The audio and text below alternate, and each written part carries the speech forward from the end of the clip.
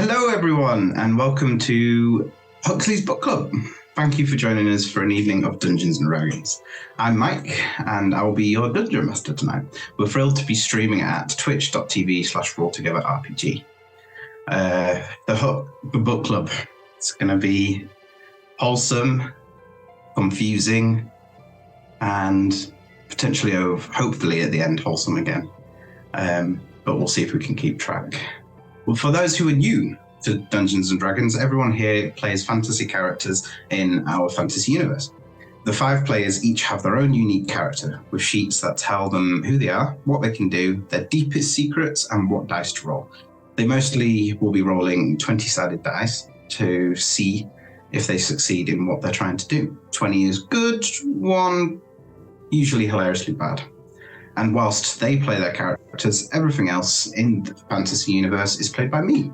People, monsters, weather patterns, you name it. Between me describing the world and the story, the players describing what they want to do, and some dice rolls to keep things unpredictable and interesting for us all, we will tell our story. Let's meet the players and hear a word from our sponsors. Hello, my name is Liz. I use they, them pronouns, and I will be playing Huxley Bricklesnout, who uses he, him pronouns. Huxley is a cute old bugbear. He's brightly coloured with blues and pink fur. He's a wizard of the scribe variety. Was a temporary member of the Shepherds, hoping to get back there soon. But his main job is a library shelf stacker, and perhaps something that not many people know, the founder and leader of a book club at Blackstaff Academy. Hi, I'm Johnny. I use he, him pronouns, and I am playing Blaze, who uses they, them pronouns. Blaze is a tiny little fire elemental. They are a genie warlock, and they like to keep everyone's coffee warm, which is a nice little trick that they can bring to the table when sitting down for a warm cup of something at a nice, safe book club. Hi, I'm Evie. I use she, her pronouns, and I will be playing Tine Vandermeer, who also uses she, her pronouns. After the events of Ancient Antics, in which Tine heroically and selflessly gave up her princess title for the pig folk and found out that prophecies are not real, she wrote a memoir of her adventures and has subsequently joined Huxley's Book Club to kind of peddle the memoir a little bit and just to make some new friends. So we'll see what this new chapter entails. Hi, I'm Josh. I use he, him pronouns, and I will be playing Alaric Surian, who also uses he, him pronouns. Alaric is a ranger rogue. He will tell you a lot that he is retired and he is no longer an adventurer, and he goes on about that quite a lot. He also has a very big fascination with a book called 50 Shades of Fae. Hopefully that comes up at some point. My name is Nathan, and today I will be playing Grimnir Dirgeblade, who also uses he, him pronouns. Grimnir the Dragonborn is a renowned reaver, plunderer, murderer, and adventurer who is trying to get a bit better handle on his rage and settle into his middle-aged years in this book club. We are delighted to be sponsored by HeroForge. HeroForge offers fully customizable tabletop minis with dozens of fantasy species and thousands of parts to choose from. You can see all of the minis that we designed for this stream in the overlay, and they animate when we enter the combat, so look out for that. HeroForge are fantastic, so do check out the Pro membership where you can get premium access to features ahead of time, and beta access to things, and all sorts of cool stuff that just makes your life a lot easier. And you can check them out at heroforge.com. We are delighted to be sponsored by Ultra Pro. They make accessories for D&D, Magic the Gathering, and more. My favourite part of their collection are their figurines of adorable power. Here is their gazer. They also make other things such as deck boxes if you play Magic the Gathering. You can find all of Ultra Pro stuff at ultrapro.com.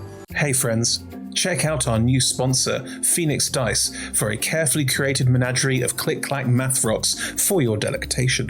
Check out their entire selection at phoenixdice.com, and just so you know, Phoenix Dice are all about living gloriously in the worlds of tabletop games and sustainably in this one, which means their dice are working to be recycled, their packaging is recycled, the dice are made of sustainable materials. It's all great stuff. You should definitely get involved. You can also join us today in chat with a chance to be be in a raffle and win some Phoenix Dice of your own. Just put !dice into chat and you'll be in with a chance to win. We are proud to be sponsored by Alchemy RPG. Reimagine your gaming experience with Alchemy. They're focused on creating immersive, cinematic experiences everywhere you interact with tabletop role-playing games. You could be playing a game, creating a world, streaming, watching live games, discovering new content. Look at all the cool stuff that they are doing there. You can use environmental motion art, scene-based music, seamless character management to run your games over the internet, with upcoming features including homebrew content, streaming overlays, and spectator mode. So go and check out alchemyrpg.com. We're delighted to be supported by Idle Champions of the Forgotten Realms, a Dungeons & Dragons strategy video game that brings together D&D characters from novels, adventures, and multiple live streams into a single grand adventure. Select your heroes and formation and battle through waves of monsters for free on PC, phone, PlayStation, Xbox, and Nintendo Switch. You can pop exclamation code into chat for a free Electrum chest. We're delighted to be supported by Neverwinter. In Neverwinter, explore and defend one of the most beautiful cities from Dungeons & Dragons' Forgotten Realms campaign setting as it rises from the ashes of destruction. Epic stories, action combat, and classic role-playing await those heroes courageous enough to enter the fantastic world of Neverwinter.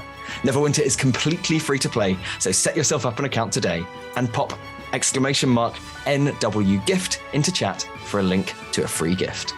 Check out our wonderful supporters Elderwood Academy, who make beautiful bespoke gaming-themed gear, including hex chest dice boxes, spellbook deck boxes disguised as bespoke ancient arcane tomes, and scroll and codex dice tower and rolling tray pairings. Make your own with their online designer at elderwoodacademy.com. This stream will run for 3 hours, and there will be roughly a 5 to 10 minute break somewhere towards the middle.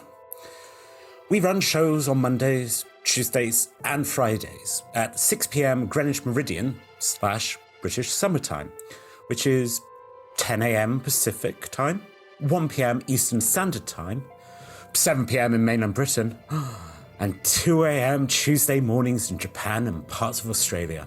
On Mondays, we run TTRPG streams. These can be one-shots, 4, 6, 8, or even 12 weeks long. You can always find out our latest schedule at twitch.tv/rolltogetherrpg/schedule. On Tuesdays, we have our ongoing campaign, Fracture. And on Fridays, we have our talk show, Talk Together, and Talking is a Free Action, which lasts for 1 hour. We are Roll Together RPG on all socials, so find us on Twitter, Instagram, Facebook, and even TikTok. Links in chat. Thank you to our D20 Club on Patreon. You can find a link in chat. Help us make our shows from just £1, $1, or $1 gold piece, and unlock more tiers by joining. Our D20 Club are fab. They've created a fan Discord for us. They've also made a wiki page for Roll Together. You can find that at rolltogether.fandom.com. Welcome to our podcast listeners. If you also would like to listen to us via podcast, you can search Roll Together RPG on your favourite podcast provider. If we're not there, let us know and we will add ourselves to that list. Finally, we play a diverse group of players who play a diverse set of characters with wide-ranging sexual and gender identities. Our tables are trans and GNC positive, and we encourage and champion trans and GNC players and characters in our games. The DM and players may portray characters that are of a different gender to their own. We aim to avoid misgendering, but acknowledge that it does happen, and have a company policy in place for correcting people on pronouns. If we miss an instance of misgendering, we are open to being corrected, so please do just let us know if you think one has been missed. Check out !safety in chat for content warnings and some of the safety tools that we use through the TTRPG Safety Toolkit. And now, let's begin.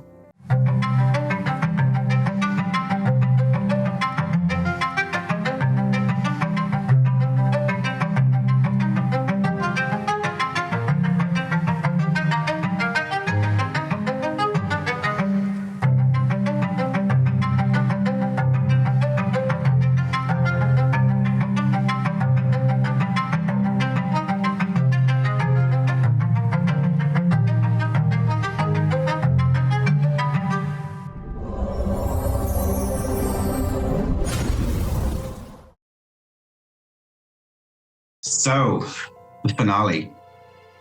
we're here. I hope you've enjoyed the last previous 3.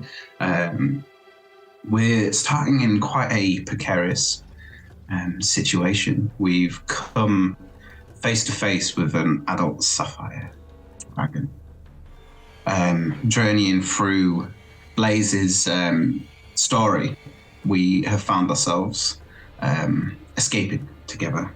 And through fighting these fire creatures who are trying to drag Blaze back into their prison of sorts, you awoke the dragon. It screeched out and blasted you with this force from its force breath, I guess we could call it, where we now find Tine. You're up. You can see the creature has sort of a breast back after blasting you all with this power, and it's sort of slowly just like curling itself around its neck, sort of swooping and watching sort of for the next move of you guys. Take a moment just to acknowledge that you just said a breast. I just like to take a moment. Okay. No boob. I missed the Sorry, beat off. If I could joke, rage quit the thing and turn off my camera in a form of protest without messing things up, this is where I would do that. You do the disappointing. Okay. What would you do? We got the big dragon. We got 2 fire elementals. Yes, you've got 2 that are currently sort of having a wrestling match with Blaze, and one is being sort of like crushed by Huxley's or Huxley's hand. Huxley's hand. I cannot get that wrong. I would offend many people. And I would, just to give you a slight bit of context for the space that you're in as well. You've got Reginald currently on your shoulder, so don't forget that. And you have around about 60 foot tall in the cavern. That might be helpful for Huxley later as well, seeing as I know what he usually likes to do. Run away and never come back. The dragon itself is around about 40 foot in front of you, and it's on a slight sort of height as it's on top of its horns looking down at you. Familiar as I am with dragons, would I have any idea what's good against a sapphire? Like what's their deal is? Do you want to? I'll give you this one for free. Normally it's an action, but I'll just because this would be some sort of generally your kind of knowledge. Do you want to just give me a history check? Or you may argue for a different role if you think it would be more suitable for you. I think history is fine. Just checking to see that there's nothing. I mean, and Tine's been hanging around Grimnir, who is also a gem dragonborn, so I'm sure it would have come up, right? I got a dirty 20. A dirty 20, well, no problem. You know that deal is like... Okay, that's actually a dirty 22 with help. Ooh, fantastic. You know that, I mean, quite difficult to, scare them. Dragons don't really, especially ones this old, they don't get scared by much. And their deal is like, it's like lightning, thunder, force. So you'd be aware that sort of, if you're looking for more behavioral, they are generally very, very territorial. Like they're not interested, they won't come after you as such, but if you're in their space, then they don't like it. They're burrowers, hence why you're underground in this sort of cavern, and they're very adept at burrowing around. And their lair, what could we tell you about their lair? It creates this very clever trick where if it uses its power, it can almost make its thunder and stuff like cascade and bounce around the lair, which you might be aware of in some form, like just not just looking at the dragon, being aware of your surroundings can be very important in a cave like this. And they're very dangerous, I think, is very simple. And as far as you remember, they are relatively intelligent, and they may be able to use more than just their sort of draconic power. They might be able to wield other sorts of magic as well. Like Reggie level, but getting there. Yeah. Ooh. Although if Reggie in his form currently, he might have some form. That leads me to a question. What kind of range does Reggie's breath weapon have? It's if you want to pull it up, so you've got it. It is the spell version. Dragon's breath. Yes. That he's using, so that can give you a bit of a reference. Okay, 15-foot cone. Cool. Okay, the first thing I'm going to do is I'm going to kind of do a cross and do some kind of draconic magic symbols with my hands, spread my arms out, and big blue, fiery, gold-tinted wings spring out of my back, semi-ethereal looking, as I launch into the air, very majestically.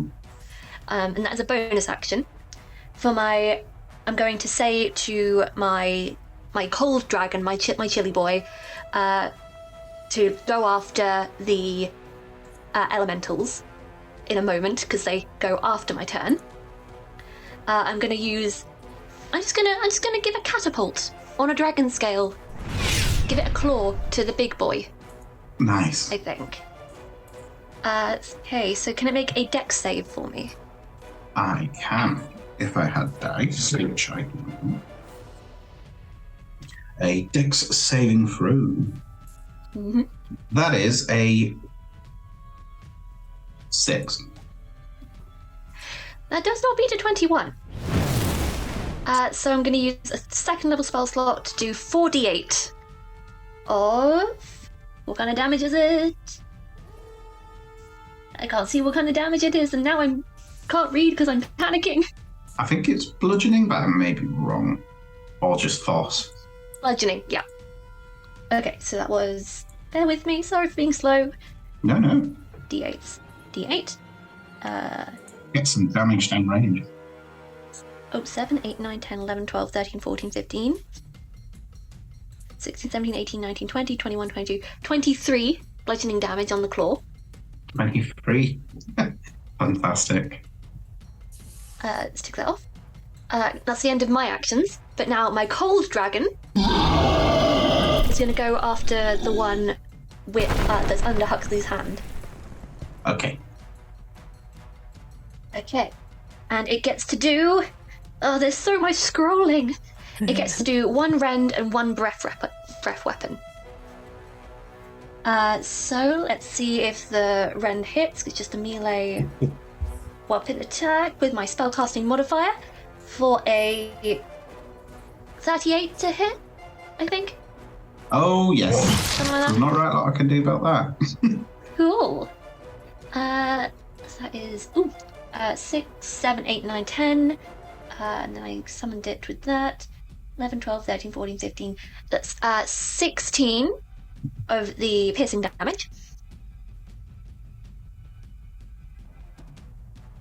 Yep. And then can I make another? And then can it make a dex save? Dex saving throw. Oh, what's going on? That's only a 9. That also does not make it. So it takes 6, 7, 8, 9 cold damage. 9 cold. Tina is just a lawnmower of elements. Pretty much. Maybe they should have called you the Element Queen or Empress, not. Would have been better than Ice Princess. The monarch of, probably. the monarch of temperature or something. I'll workshop it on.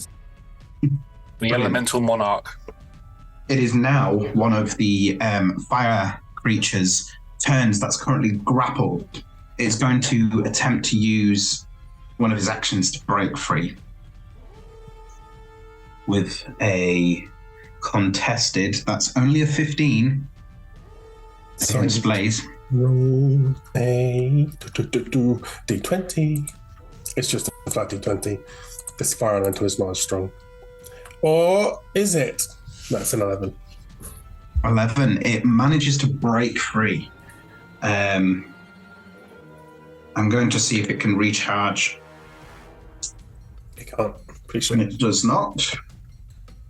So that is its turn. As it breaks free, but it doesn't leave your space. It almost sort of like pulls across, almost like trying to wrap itself around your shoulders. The flames, your flames and its flames are more or less like doing like a dance around each other at the moment. It's on me, is it now? It's sort of around you. It's broken free from the grapple, and you can see it's almost like attempting to sort of get in your space, ready to grab you next round. Blaze, you are now up. My fire elemental would like to attempt to stop that happening by punching it in the face twice with its touch attack. So that would be get off him. But again, this is the amalgamation of everyone, so it's kind of like it's a little bit strange to look at. Go to sleep, go to sleep, go to sleep, go to sleep. Go to sleep, go to sleep. That's a natural 1 for a 7 and a 17. Okay. Uh-oh. The natural 1. What should we do? I'm thinking this is going to open up. Be kind. Highs or lows? Lows. Okay. Just like my health. Oh, dice are on your side still. It just sort of like you notice they drop the ball on this attack, but the fire creature just doesn't manage to like jump on top of it. They just don't get the timings right on this one, which is quite a lucky break.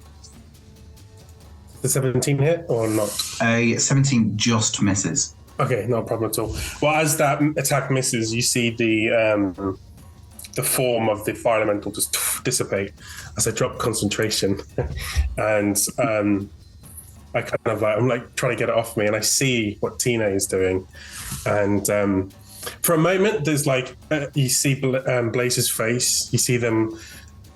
The fear in their eyes kind of like dissipates for a second, and again there's that kind of jealousy that Tina is so cool with her magic, and Blaze puts their hands out and starts to kind of like lift them up as if trying to pull some invisible force up from the ground.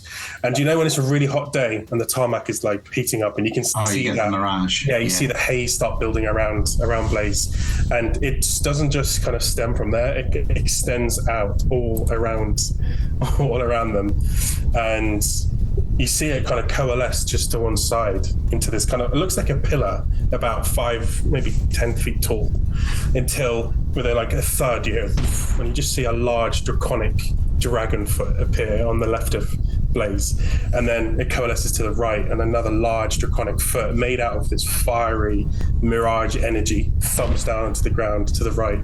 And this continues on as Blaze is pulling all this heat directly towards them.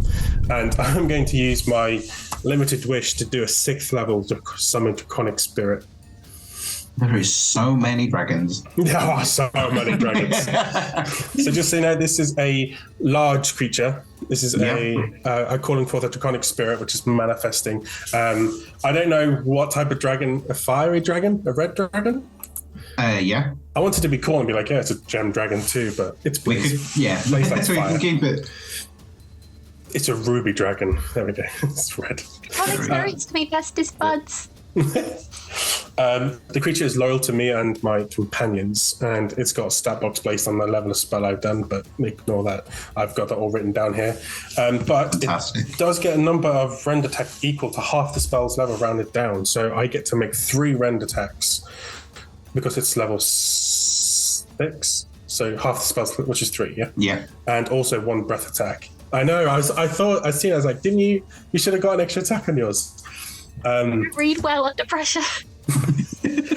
So I'm going to make 3 rend attacks against this fire elemental, which will be I will just roll 3d20s.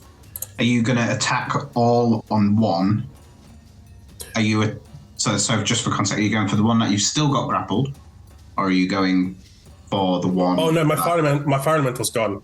Oh, it's concentration. So you're just gonna and I'm pretty sure limited wish allows me to cast a spell, but I then have to use the concentration of that new spell. So I'm using concentration on this new one. So the fire elemental boof and then puffed out, and then this new dragon is kind of spectrally appearing around them.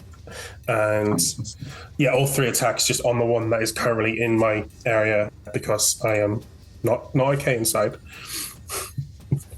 Okay, so I'm still not the best, but what's my spell attack? Where do I see that?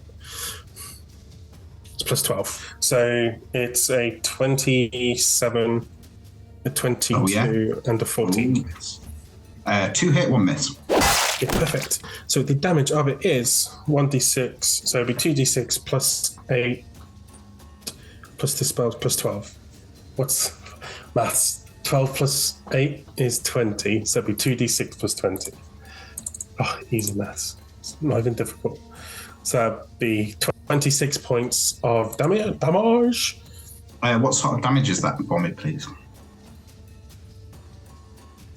Piercing. Very good. And then it's also going to use its breath attack as well, as it can. So it's going to exhale destructive fire energy in a 30-foot cone in front of it, hitting, if it can, both the elementals and the dragon, or just the one elemental and the dragon.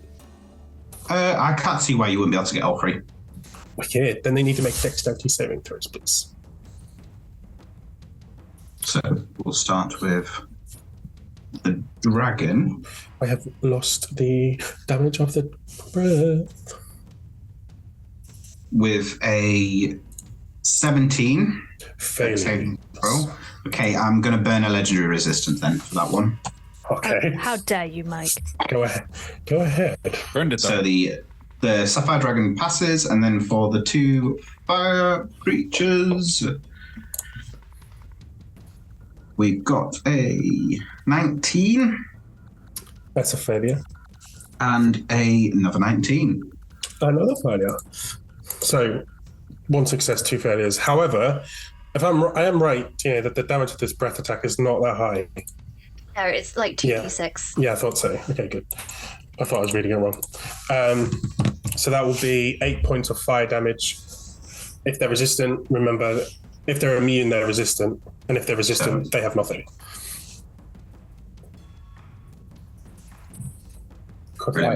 You do notice that this attack doesn't land the same way you thought it might.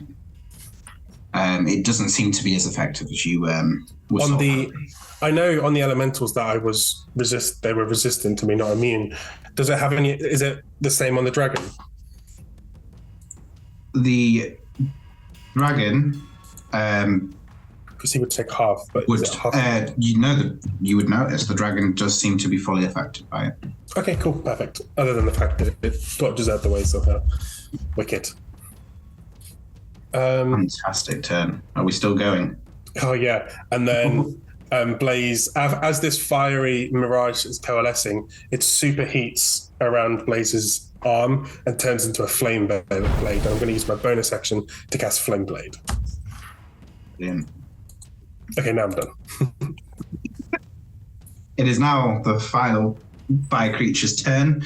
It's going to sort of attempt to skid around. Now, are you right next to your summoned dragon? It's supposed to be over me, kind of protectively, so I'm kind of directly beneath its midsection. It's going to almost try and skid down and yank your foot out from underneath you. No, it can't do that. It can't do that. Or is it going to attempt to anyway?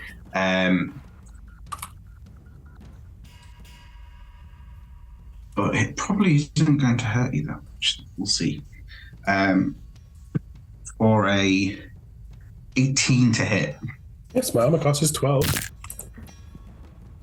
Silvery barbs, please. Oh wait, 15. Sorry, barbs. I have mage armor up, so it's 15. My AC. So that makes it. That's actually higher. That's 22 to hit. Thank you for trying, Huxley. Anytime, you dishing out the sunshine. advantage too. Oh, advantage. Good question. Alaric, please. Brilliant. So it pulls through, and this isn't. It's the actual claw itself that grabs your sort of leg and tries to yank you through. Almost pierces your sort of lower muscle and just sort of like grabs on with a 9 points of force damage. 9 points of force. Okay. It is then going to sort of use that momentum. Oh wait, it would say that the dragon would notice that I am suddenly quite resistant to force damage. Oh. Nice. As I share the resistance of the dragon that I summoned, so I'm now resistant to force, necrotic, psychic, radiant, and thunder. Fantastic. And fire. So it doesn't land just as hard as you the creature would have hoped to. It's going to attempt to frustratingly slash out at you again. Is that 5 or 4? Sorry, because do we round up or round down? I round up, but you gain the benefit of rounding up as well. Okay. For a 17 to hit. Also, yes. Yes. That's another 9, which would make it 5. As it sort of slashes into your chest. As this happens, can I hellish rebuke? Absolutely. Just get off me! Is it a wisdom saving throw? A dex saving throw again. Oh, a dex saving. Sorry. There's just there's like a superheatingness beneath the dragon and an explosion of fire. That is only a 13. Perfect. So I have to cast it at the max level anyway. So how much damage is it? When you cast a spell using spell slot second level or higher, the damage increases by 1d10. So 1, 2, 3, 4, 5. So that's 6d10 damage. Ooh. And that's another spell slot gone. But that's 41 points of damage. Okay, even halved, you just wipe this creature from the game. How do you want this to do you want it just to get like turned to ash? I think the Draconic Spirit just head snakes down, grabs it, and just rips it into pieces. Oh, fantastic. We are now back at the top of the round, Alaric. Where are you? What would you like to do? I'm currently on one knee. I'm looking around. There's definitely loads of dragon-related creatures in this dungeon. There's a lot of dragons. I'm feeling very exhausted, and I'm going to look around and see the sapphire dragon. Huxley, I think we need to get everybody back into the lamp. I don't believe these elemental creatures are anything to do with the Prattler's story, but if we can get back in there, we can deal with them rather than this dragon. I have a theory. I'm going to put it into practice now. Laze, I'm sorry. And I'm going to stand up, and I'm just going to run towards the dragon. How high up is it on its mound? How high up is its head? I'd give you it's sort of like 8-9 foot at an incline, so we'll just say 10 foot. Okay, I'm going to run forward, and as I run forward, I'm going to say, as Alaric strode towards the sapphire dragon preparing his final sacrifice of attacks, he feels empowered by super psychic energy, looking up to the sky. Make a persuasion check. I'm going to use, that's an 18. Do you feel slowly brimming with this new power? And I'm going to jump and summon a dagger in my hand, a psychic dagger in my hand, which I turn as I sort of jump and spin, and you hear my back crack because I'm old and I can't move that well. I throw the dagger towards one of the remaining elementals. And before I do that, I teleport 10 feet in the air. You are creating some absolute spectacles in my mind with the way you're doing this. For a 12 to hit? A 12 to hit?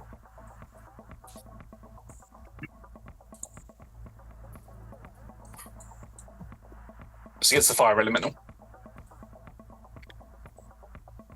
No, but what you notice is, well, as you're sort of narrating and doing this epic turn and creating this summon, you throw and you immediately know, after years and years and years of experience, that's off. That's not going to land. You notice the blade almost curve into the target. Ooh. It hits. I shall roll damage then. Oh yes, I have to do something now. Yes, that's going to be 10 points of damage in total. For some reason, it didn't come up with the total bar. Oh well, that's 10 points of damage in total. Yep. Was damage. that the one that's grappled or the one that's harassing Blaze? The one that's harassing Blaze. Didn't I eat that one? Could use advantage on that as well. There's two. Oh, there's one left. I could use advantage on the next one, I reckon. I think it has to be the first hit, but yeah, sure. Yeah. Yeah. And as I finish spinning around after throwing the dagger, I teleport again another 10 feet towards the dragon, and I throw a dagger at the dragon. This one will be with advantage. That is a 19 to hit. 19 hits. I just realised that I was rolling the wrong dagger, but it's fine. That is 9 points of piercing damage, psychic damage, sorry. Because it's psychic blades. And then I'm going to land on it. On its head, hopefully. And then with my cane blade, I'm going to jab it in the eye. Yeah. Wrong dragon! No, just kidding. For a 19 to hit. A 19 hits again. Which is going to be 12 points of damage. And as I've jabbed it in the eye, it probably recoils or something. I'll swing underneath it and flip up the other side and summon one final long spear, psychic spear in my hand, pull it out of the ether, and I'll jab it in the other eye. I love Alaric so much. Where are you pulling these weapons from? He's absolutely putting My robe. That's a 21 to hit. Oh, yes. Come on, damage. Come on, I'm not that old. Why are you not rolling damage? I'm just going to roll a dice. That is 10 points of psychic damage, and then I'm going to attempt to land on its head, and I'm just going to turn to everybody and say, run! Would you like me to make an acrobatics check? Legendary run. That, as you scream run, the dragon is going to use one of its legendary actions to sort of shift to one side, and you see the two claws like come up and almost like flap around Alaric, smothering him with a... See if you can weed your way. That is a 19 to hit. I believe 19 will hit me, yes. As it slams its claws into you, you hear like that sort of slap of Alaric's breath being taken away after trying to shout.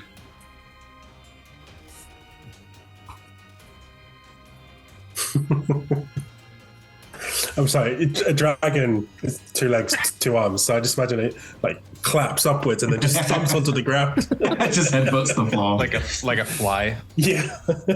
14 points of slashing damage. Oh, I apologise. Would you mind rolling that attack again with disadvantage? Because I forgot that I have a cloak of displacement on. Absolutely. Let's try that again, shall we? For a 15. 15. I will take that 14 hit points back, and as it goes to clap, I will Spider-Man landing duck underneath the claws, and then I'll just... That's very nice. My back and my knees. Oh, I can't do this much longer. Huxley. Right. So, having had mixed messages, I've been advised that we leave, but Alaric seemed very keen on hitting things. As a bonus action anyway, I'm going to ask my hand to just crush the elemental within, which it will do. I think it just does it automatically. I will just triple check. Seems very easy. If it's grappled, I think you just crush. Cool, that is 2d6. I will roll real dice in this instance. That is 5 plus 5, 10 points of bludgeoning damage to the elemental. Nice. You're noticing like bits of fire almost like protruding out of the sort of between the knuckles as it's getting crushed more and more and more.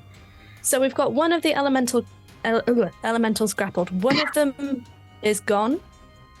The other is gone, or the other is... There's one left that's sort of in Blaze, and Blaze is summoned dragon sort of space. And Blaze is looking rather...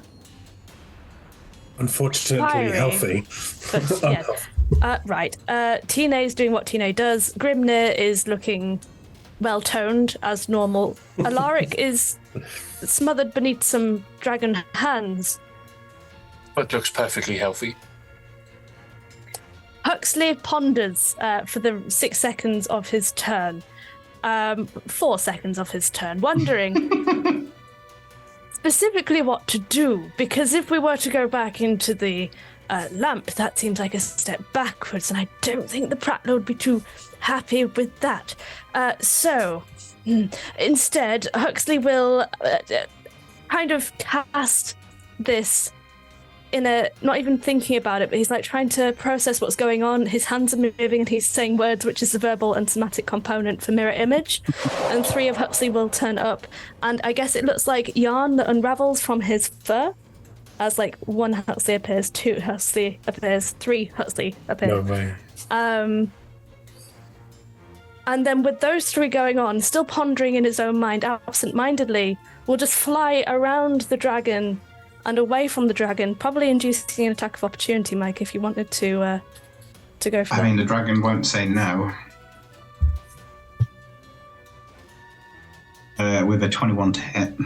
Okay, I'm going to roll a 20, just to see if that hits one of the mirror images. Yes, that will hit one of the mirror images and they poof away. But that's the reaction for the dragon used. Should you wish to move, Alaric, you should be all right. And that is Huxley's turn for the moment. Fantastic. Grimnir. That's so cool. Quick question. Yes. How many of the elemental kind of guys who are not large ancient dragon are still on the field after, again, kind of going through the various lawnmowers of the rest of my party? We've got 2. One of them's been crushed by Huxley's hand, and the other one is sort of harassing Blaze at this moment in time. Are they relatively close to each other? To an extent, but the fighting's kind of 15 feet or so. For you, always, Nathan. Always. Hey. That's what every player loves to hear. So for you, sure. But other players are like, I hate the thing, and I would have known. So Grimnir looks over at Alaric, who is just smacked on the ground or being squeezed or whatever. I guess verb is appropriate. And Grimnir looks around, still raging, and makes direct eye contact with him and says, I like the way you solve problems. This is a great idea. There's so many other dragons here now. I always liked being the only dragon who's around. It doesn't matter. Wait. I'll show him. Oh, yes. And then he like does this like huge bestial roar, and from his back 2 spectral wings emerge. Yes. As he's just the anime screaming. Are they bigger than mine? Ooh, good question. I don't know if the lore says it or not. We can have a wing measuring contest after the fight. A wing off. Yeah, exactly. As we say in the business. So I have flying speed now and can hover. But I'm not going to go up to the dragon just yet. No, he is going to do kind of if he has the movement, kind of theatrically, is going to do a fun little strafe to do a quick breath weapon attack against the two elementals that are still there, and is going to, as part of my attack action, I can replace one of my attacks with a breath weapon. So I would like the elementals or anyone who's kind of close enough to make me a dexterity saving throw, please. I'm pretty sure the one that's grappled just auto fails, or is it just disadvantage? I don't think it's either. I think Neither. I think it's you just can't move. Yeah. It's restraint when the bad stuff comes Unless, Mike, you want to impose that rule on yourself. I'm going to give them disadvantage because they're grappled. That doesn't make sense. What a silly rule. Maybe they just wriggle a lot. Yeah. So we got a 15 on the dice or a 10 on the dice, which would make it 14, which gives you information. That is a failure. On the one that is being crushed by Huxley's hand, the second one is a 18 on the dice. That is pass, yes. Sorry, does Huxley's hand need to make a save as well? Because it can. If it's in the line of fire. Yeah, I've been nice, but if it's getting burnt, it's getting burnt. 19? Sorry, Liz. Huxley's hand has a hit point. A 13? Did you say? 13, you said? 19. Oh, that's a pass. So anyone who passed takes half damage, but it is a total of, I just did, 17 points of radiant damage, actually, believe it or not. Nice. Comes like this golden sunlight beam is just emerging from his still screaming mouth as he just flies by and kind of strafes and still screaming flies up to this big dragon. And just continues screaming at it, and then just does one last huge swing with his greatsword. The fire creature that is inside of Big Huxley's hand, sorry, not get that wrong, is starting to falter. The flame is dimming quite a lot. He's going to recklessly attack. And, that is 2 17s on 2d20s. Sorry, just clarify what we're attacking now. Oh, sorry. The dragon. The big dragon. The big one. Dragon. The dragon. So that is a very high number, a 20-something to hit, hopefully that... Remember what I did? Yeah, a 27 to hit. It takes, a lot of damage. 15 slashing damage, and it is magic, in case that is useful. It also takes an additional 5... necrotic damage, I think, because I have radiant damage. No, an additional 9 radiant damage, and then I am going to spend my final superiority dice, and I would like it to make me a wisdom saving throw, please. That is a 14. That is a failure. Use a second legendary resistance to water. And it just makes it so it succeeds, correct? Yes. Great. Well, then I will not be such an intimidating presence, being a large barbarian just screaming and emitting energy through the front and the back. That's fine, or whatever, if this dragon is cool like that. But it does still take 6 more points of magical slashing damage. And that will be the end of Grimnir's turn. We have some absolute dynamite turns at the moment. It is now initiative 20, the lair action. No. Can everybody make a constitution saving throw? These are the ones I want to get at. 19. 19. Less than 19. Less than 19. By about 10. So 9.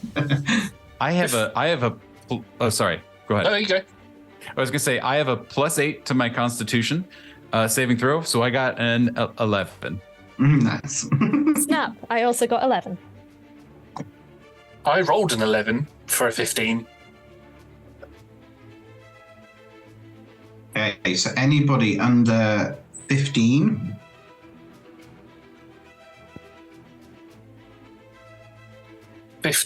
Or under, or just under 15? 15 or under. Oh no, you beats it. So Yeah. So I just So, went yeah, through you're a fine.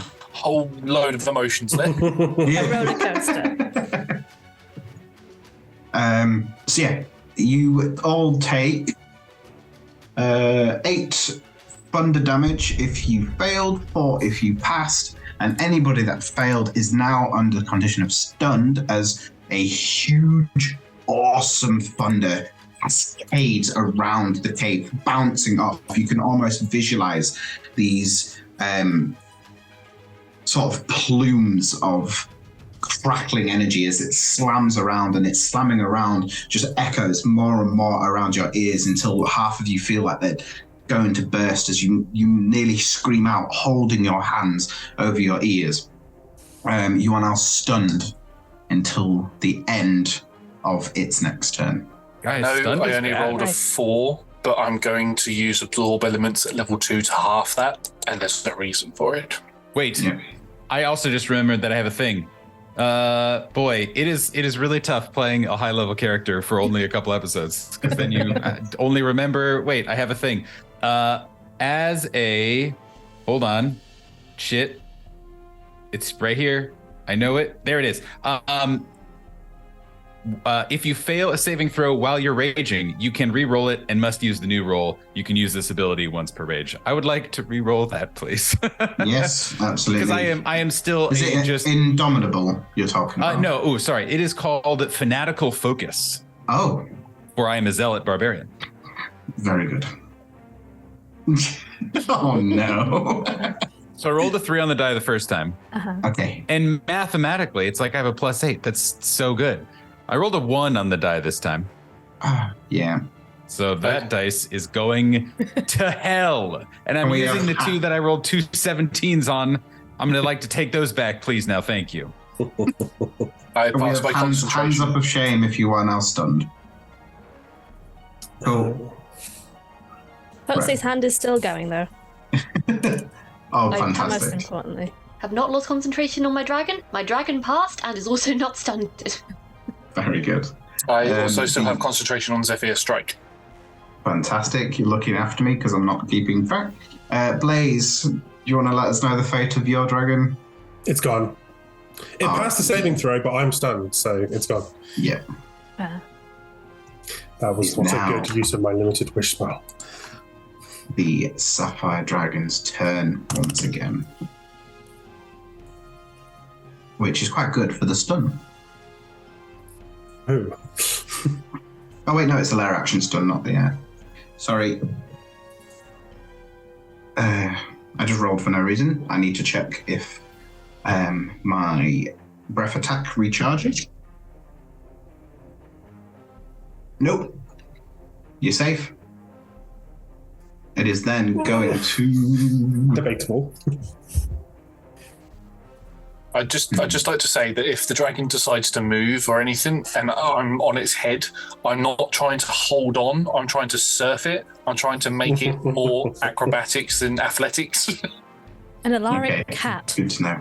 Well, it's finding you very irritating being on top of it, so it is going to attempt to flick its neck round, and you know, like when you play fighting with the dog and you hold them sort of on the neck and they try to gnaw at your hand, but they just can't quite get it. It's going to attempt to do that, but then actually try to catch you with its teeth.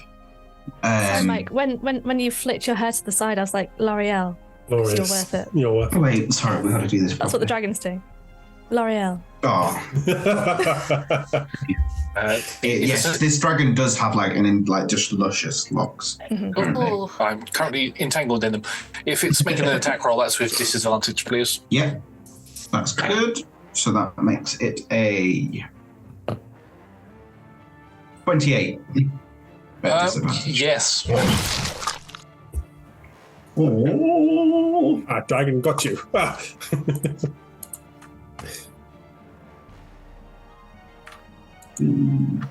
18 points of piercing damage and 7 points of thunder damage as it manages to sort of one of its teeth just cracks down and you get this almost static thunder rattle your bones, which is not nice on a gentleman your age. Yes, that hurt. It is Most of going my to body's then- numb anyway, but that just was a bit of a shock. Now it's got purchase and sort of got an idea of where you are. It's going to sort of like pull its claws back up and try and swat you off again with a... This won't be with disadvantage because the cloak of displacement's effect ends until the start of my next turn, if you hit me. That's a 26 to hit. Oh, yes.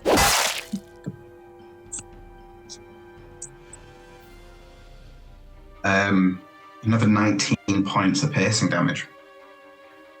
Plus 5 thunder on top. Oh no, sorry, take that thunder off. That 5 doesn't count as a claw. Not a not a 5. And it's realised it can get to you. It's going to try to claw at you again. You're bugging it. You're on top of it. There's also another tasty, paralyzed or stunned dragonborn right here. Who wants to eat an old man? Look at this lean cut of beef in front of you. You're currently not a problem to it. The problem is the thing that's on its head. As the final attack comes from the dragon, some sort of psychic shield protects me. Protects us all. I can't speak. No, it hits me. Yeah, it slams into you with a 14 points of piercing. Alaric looks bloodied and old. It looks like he's aged about 20 years from those attacks. Oh, that's fine. He always looks old. Yeah.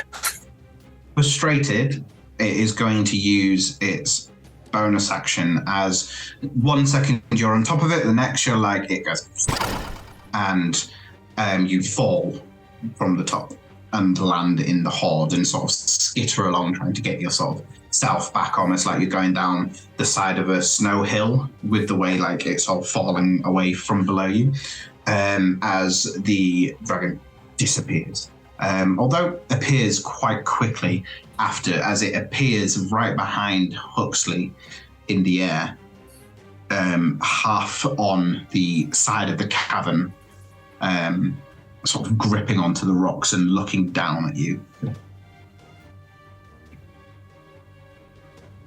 Tine. How is our big dragony friend looking?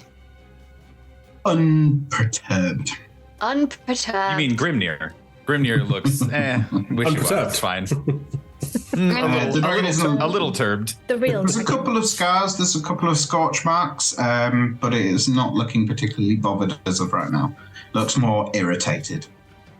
Okay, I will call my mini draconic army to me of my summoned dragon, as well as I was about to say Mushu. No, it's not Mushu. It's Reggie, who I forgot about on my last turn. Oh, sorry, me too as well. Oh, Reggie. Sorry, there's so many dragons to keep track of. Yeah. So the first thing I'm going to do is I'm going to do a little pirouette in the air as I kind of make my way over a little bit closer to the sapphire dragon, and try and make it look as graceful as I can, despite the fact I'm not very experienced with these wings, but I try my best. And then I'm going to launch a fireball as my main action, using sorcery points to change the damage to force damage. Very good. Can I make a dex save? It can. That is a 24. Yeah, that does pass, but it takes half damage, I believe. Mm-hmm. So, oh my god. Oh my god, okay. Sorry, I rolled, of the 8 d6s, I've rolled 7 of them, and 4 of them were 6s. Okay. Okay, what's 4 times 6? 4 times 6? 24. 24, thank you. 25, 26, 27, 28, 29, 30, 31, 32, 33, 34, 35, 36, 37, 38, 39, 40. The other one was a 6. I don't know. I don't know what to tell you. And we do exploding dice, right? So let's just keep that rolling. So that's 46 halved, though. So 23. 23 force damage. I get to roll on my elemental shard.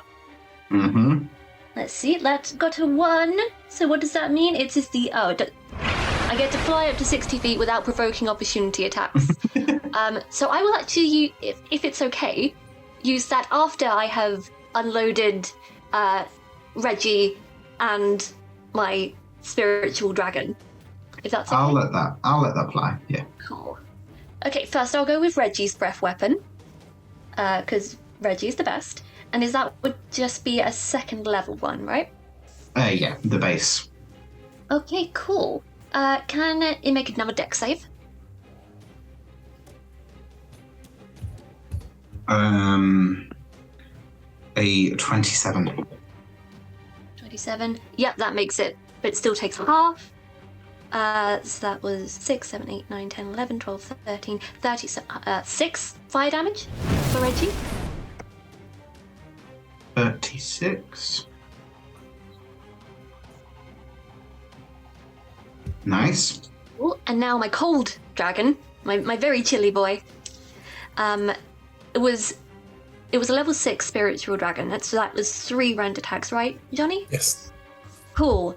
3 rend, 1 breath. Excellent. Let me roll these attacks. Okay, that is 17 to hit on the first one. That just misses. Ooh. 18 to hit on the second one. That just hits. And a natural 20. Okay. We're going up slowly.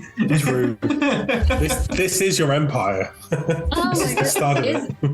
Empress Tino begins. This is where it starts. Okay. So Rens, they do a d6 plus 4 for each. So, but then, okay, so I get to do that. 6, 7, 8, 9, 10, 11, 9, 10, 11, 12, 13, 14, 15, 16, 17, 18, 19, 20, 21 on the Rens. And then I do a breath weapon, which is another dex save. It's having to do a lot of dex saves. Just imagine a dragon in the air. Like, I'm going to have to burn my final resistance to pass that one. Ah, okay. I think it still takes half as much. Yep. So I'll still go with it. That didn't roll very well there. It was 3 halved. 3 halved. Take 1 cold damage, please. Great hit. The creature, the dragon, does not look impressed by all of those attacks, especially when you just sort of like pull away and you see it almost like frustratingly tries to swipe out at you, Tine, but you just sort of some kind of magic that has. Well, would you like to describe how the shard just stops this attack from just landing at all? As it gets frustrated and almost swatting at you in the air. I think the shard, because it's of the air elementals, it kind of, a wind buffets around me and just kind of pulls me backwards, like a kind of parachute going, as I just kind of do that. Brilliant. After a fantastic turn from Tine, I'm going to burn all 3 of my legendary actions as it gets very frustrated towards Tine as it's swatting at her. It's going to, you hear it almost like do this low growl as you notice from either side of it 2 of these stalactites just like lift up in the air and turn towards you, sort of on either side of the dragon as they get flung towards you with like a curl of its lips. Can you make me... And... Well, actually, can everybody make me... Oh no, sorry, I lie. It just targets 1. It's not an area of effect. I thought it was. I need you to make me a dexterity saving throw, please, Tine. Flipped it off. Oh, my heart just dropped there, Mike. Yeah, and there's a good chance I could have taken you with that one. Well, and especially with some of us being stunned, because we automatically fail those. Yep. Got a 21. 21 today. You pass. Absolutely fantastically. And halving that was a big one. So at 37 halved to 18? No, 17? Has my brain just done a fart? 19? 19, not 8. Yeah, I went down, not up. For 19. of bludgeoning damage. Ow.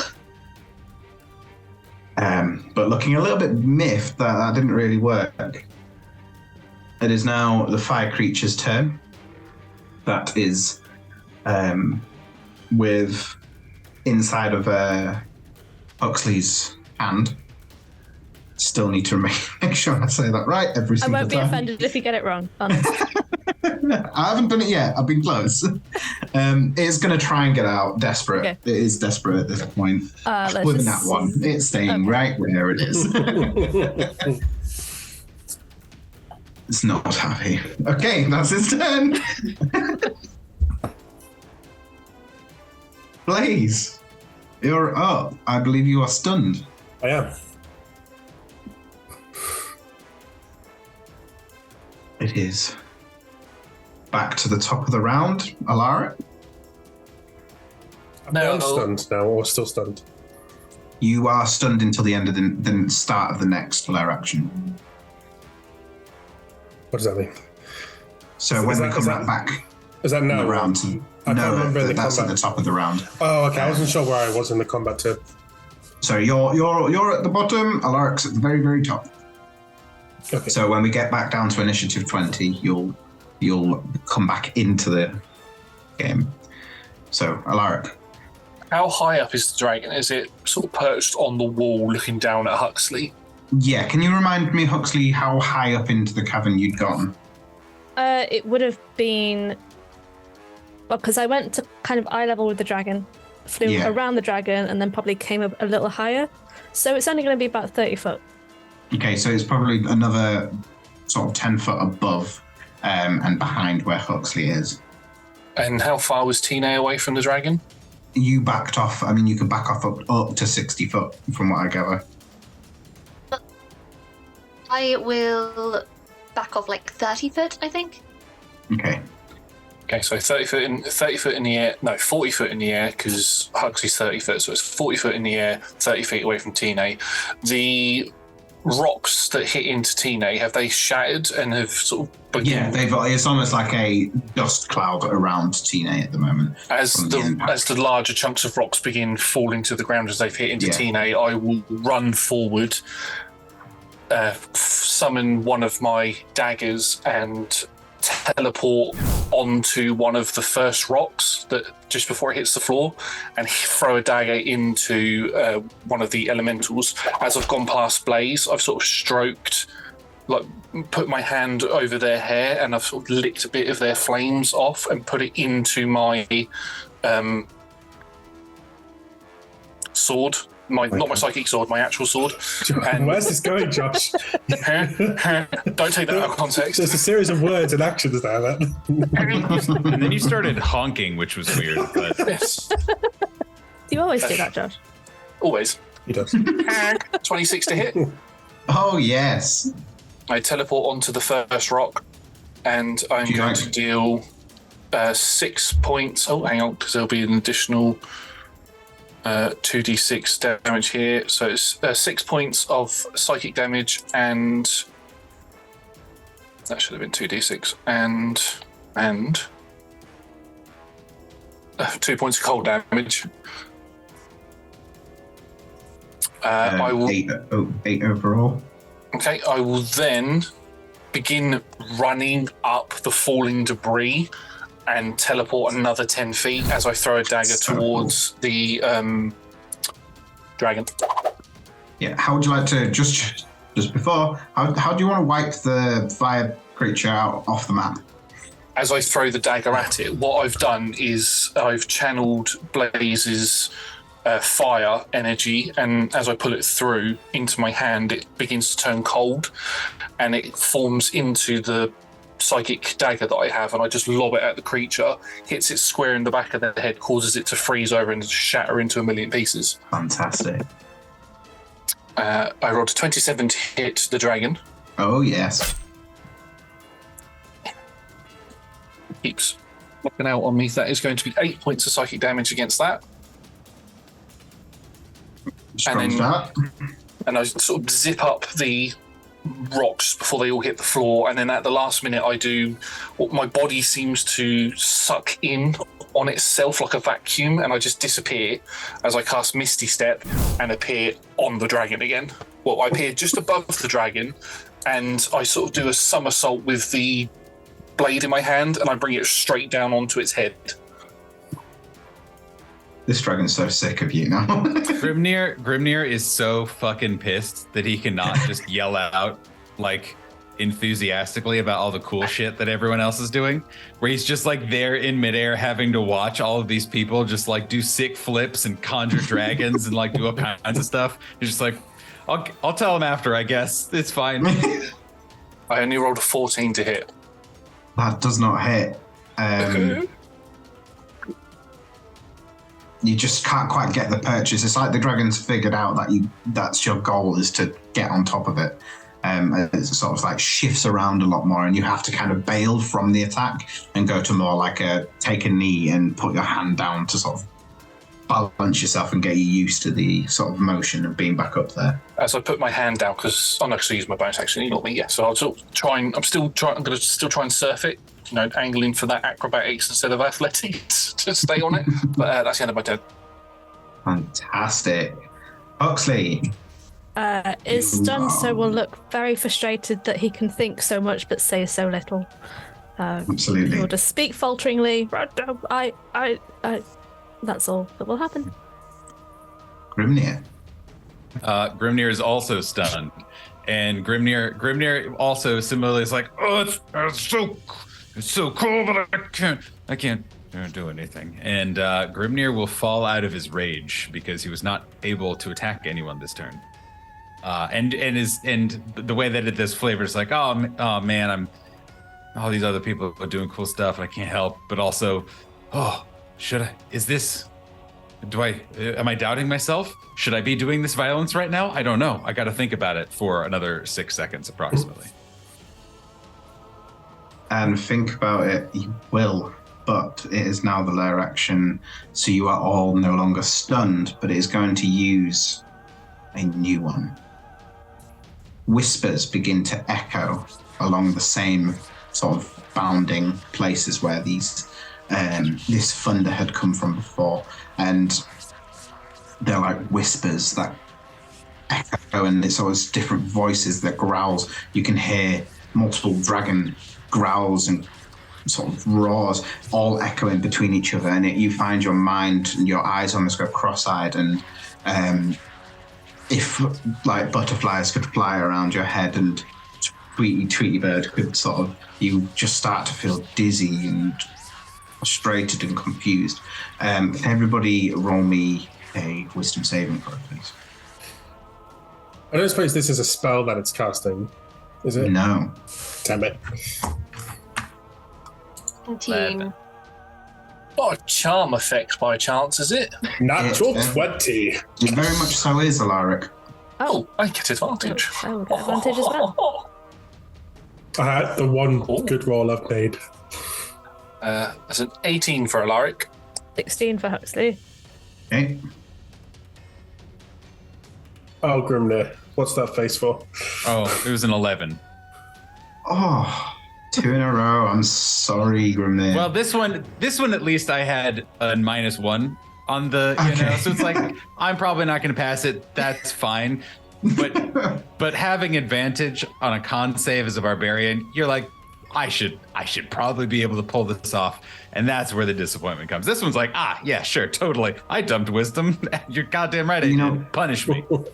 You know what? Sorry, can you be charmed while you would have been raging? I believe I can. Okay. I don't think I'm that kind of barbarian. Yeah. I'll look and see, but either way, I wouldn't be raging anyway. No. So. But you two are under the charm effect of the cave. Now, the cave is going to give you one action, one simple action only, and it's just dig.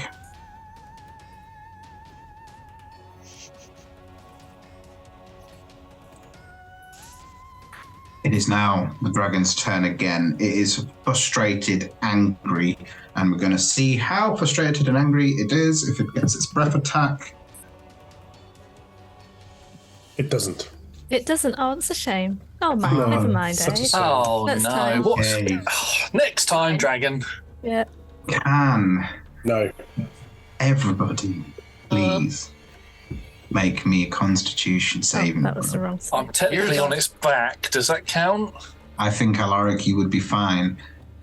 Everybody else is flying and it won't have any issue. Oh, Blaze, would you like to give me a highs and lows? I think you might potentially be able to avoid this if you're careful. Lows. Hey. Like my house pool. Oh, you managed to avoid 2 in a row! Blair. It's going to aim at the Tine, Huxley, and Grimnir, who are all flying. Because I feel like that would make the most sense. So I initially rolled a dex save because I thought that was what was coming, but it wasn't. And I'm so glad because I rolled a natural 1. So I went, you know what? I'm going to roll my con save instead. So I did 17. Okay, that is a fail. No, it's not, Mike. Okay, we're playing. That's fine. Question. So, Yes. so this was at first. This was a con save that we're making. I was too distracted please. scheming in the background.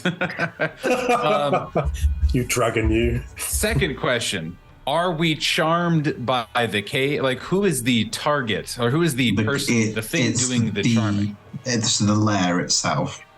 Damn it! Fine. The charm would have ended otherwise. You win this time. From in this rules lawyer legal battle. You played with me for long enough. I'm pretty damn flexible. Fuck! I rolled a 14. A 14. That is a fail. Tine? There was a 10 on the dice, so an 18. Oh. There we have it. Hey. Just one of you. And my dragon got a 21. 21. They are fine. So, for everybody who failed, they take 41. And Tina, you take 21. What type of damage was that? It's probably piercing, non-magical piercing, slashing, and bludgeoning, right? Thunder. That's probably thunder damage. Dragon also takes 21 damage. Yes. Now, I rolled a 20 on the cons check to keep the concentration going, which I believe is a fail. It needs to be 21. Yeah. I believe. So, Huxley's hand is no more. Poof. Or the creature that you had inside of it sort of like slumps to the floor. It's not working so good. Farewell, hand. Got a dirty 20 to keep concentration on Chili Dragon. I feel bad for Very rolling good. so well. Just while there's a lull. No, I need you to. I'm just gonna casually just talk about my character briefly. Oh, okay. Because I am a Path of the Zealot Barbarian, and so I think it's just important to note that I have the feature Warrior of the Gods, which means if a spell such as Raise Dead or something gets cast on me, you don't need any material components to do so. So just, in case that is pertinent information at some point. It needs to happen in the for whatever round reason. or two. Any of us healers? That's my next question on top of that. Nope. Tina has the We're a book club. capacity. We're a book club. We're a book club. We don't We don't believe in death. We didn't do it. We didn't balance the party for combat. We balanced it for who made the best snacks. I seriously like. I give up kill wins. Okay. Tina, you are charmed. Oh yeah, you have to dig. Wait, no, I thought I got the... Oh, did you pass? Oh, you did. Yes, I you think I did. passed. Yes, you did. Sorry. It's Grimnir that is charmed. Okay. Who else? There was 2 people that were charmed. I just can't remember. So Who else? I think Tina failed on the charm check, but succeeded on the what Mike just did to us check. Yes. Yeah. I think. Just before that, with But the please lair correct me if I'm action. wrong. There was 2 people. I just can't remember whom. But if not, it's not the end of the world. A natural you can 20, that's take your all right. action as normal. It's already bad now because I at the time I was like, no, I'm not charmed. I passed. You know what? No. I'm looking at all your guys' health. Pick the better option. Okay. Noted. How is our draconic friend looking? He rough. It is starting to look rough. It's not looking happy. Yeah, thank you for answering, Mike, talking about our draconic friend Grimnir. Oh, shoot. Which is, again, obviously what everyone's talking about, right? Yeah, you really need to get some sleep. Is now the time for disintegrate? Yes. Okay. It couldn't hurt. Like, it's very rarely a bad time to cast disintegrate. So. Okay, I'll give it a go. Worst it's going to do is a lot of damage. It's the best spell ever, and then it's the worst spell ever. So, like... We'll see how this goes. Okay, let's see. What does it need? Can it make a dex save, please? I can. Good luck.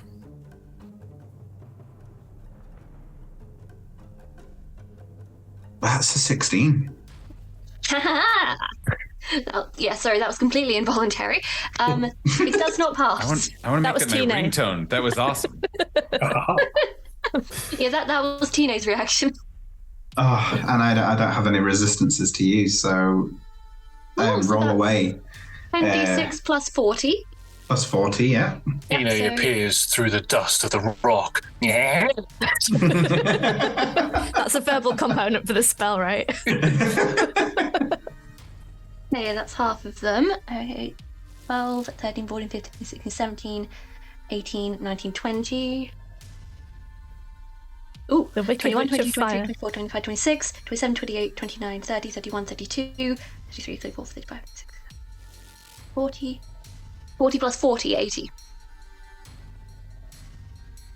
That reduces it to 0. I'm looking for the tastiest description on how you'd like to destroy this dragon. Like, what does the Flame Empress or the Fire... Just go for it. Show us the true power of Tina in this moment. With a maniacal laugh, as we have now established. That's how this starts, yes. This starts. Rips forth from Tina's lipstick lips as she kind of brings her hands forward, spreads them out. Her wings go with her as she brings them forward in a really big floof.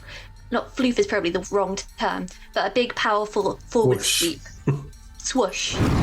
From there, fire kind of ripples forward through to the dragon, going into its heart as it kind of burns its way out, turning everything to ash, and eventually just flying to the wind as it works its way outwards very gracefully.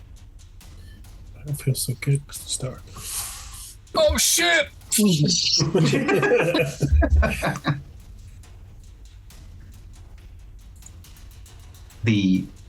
As the dragon dissipates, Grimnir, the effects of the lair dissipate from your mind.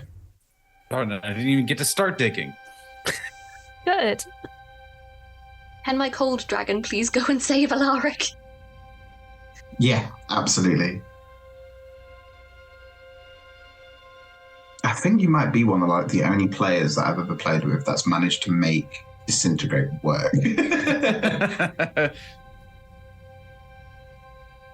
The final creature. You're welcome to go through step by step, but the poor fire creature that's left on the floor, I imagine all 5 of you just look at, and it just goes as it just gets finished. I was about to banish it anyway, so yeah, it's gone. In an instant, everything goes white. You're almost blinded. A blurry sort of sensation as pictures and a window frame sort of comes into sort of your eyes. Still very blurry, but slowly coming into focus. You see bookshelves on either side. You can see your table and your snacks. All of you are sat down once again. In front of you, you can see Huxley with a book open. Your eyes get more clarity as you can see you are back in the Blackstaff Library. And you sort of sit, Blaze, you're laid on your poof with your blanket on, sort of sat comfortably eating a cinnamon roll. Alaric, you're sort of just sipping away on your drink. All of you are just enjoying the moment, listening to Huxley, who is reading the final couple of sentences of the fight that you were under the impression you were just having. So Evie then said, Evie. So Tine then said, Oh, I like it how they changed the names of the characters. Josh, Evie, Liz, Nathan, and Johnny sound like rather strange names to have in the book. I think the Prattler was workshopping, really gathering the best name for the right characters. And They really took me, Grimnir, Dirgeblade, out of the narrative because the names were just a little silly, I thought. Josh has much more epic proportions of a name than Alaric, so it really does kind of work with the genre. Also, Yes. we're here? Oh! Do we feel the pain from the combat, or are we like fully healed sort of thing? Yeah, you feel battered and bruised. I really felt that story, Huxley. It's as if your words injured me. I'm sorry, Alaric. That often happens. I speak and people get hurt, and I'm very sorry. It's fine. It's a fantastic story. Thank you. I do enjoy doing the voices. I felt like I lived it. Yes. As you finish the chapter, Huxley, it says at the bottom, Blaze's escape, ? And that was Blaze's escape. Which finishes off page, and you shut the book. Dust. That's where we'll take our break. As we off the dust of this old book, that we will take a break there. We'll see you back in about 5-10 minutes. Please stick around and see what happens at the end. See if we can figure out what's going on. Okay, see you soon. Pick up your gear and open your chests. Throw on your armor and head out on a quest. Hey, hey. It's a brand new day. On the South Coast, your allies will help with blades and bows and magic as well. Hey, hey. Heroes on their way. Fighting together against overwhelming odds. Fighting together in favor of multiple gods. Idle champions of the forgotten realms. Idle champions, adventure never ends. Idle champions, get your wallet there. Idle champions, you will say it again. Idle champions.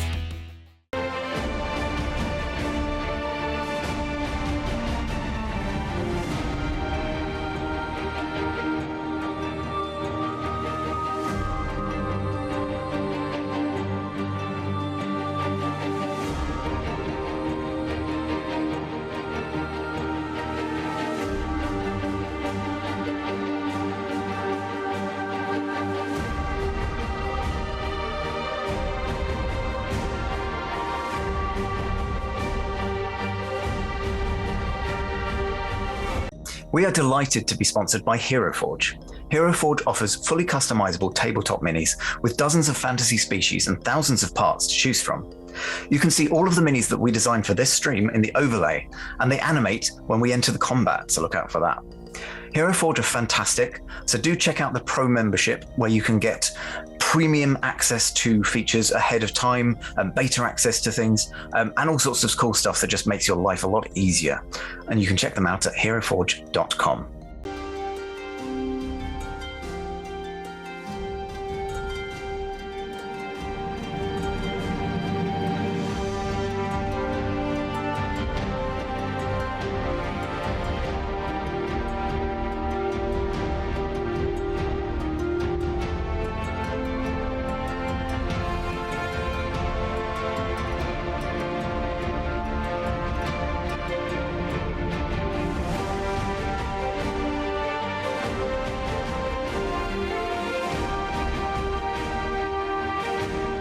We are delighted to be sponsored by Ultra Pro. They make accessories for D&D, Magic the Gathering, and more. My favourite part of their collection are their figurines of adorable power. Here is their gazer. They also make other things such as deck boxes if you play Magic the Gathering. You can find all of Ultra Pro stuff at ultrapro.com.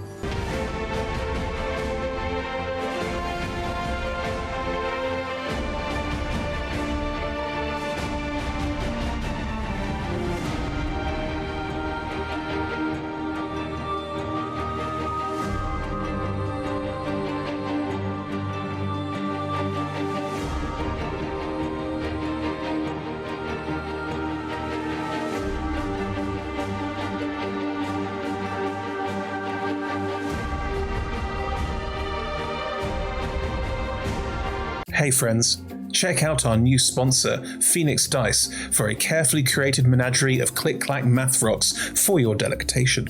Check out their entire selection at phoenixdice.com, and just so you know, Phoenix Dice are all about living gloriously in the worlds of tabletop games and sustainably in this one, which means their dice are working to be recycled, their packaging is recycled, the dice are made of sustainable materials. It's all great stuff. You should definitely get involved.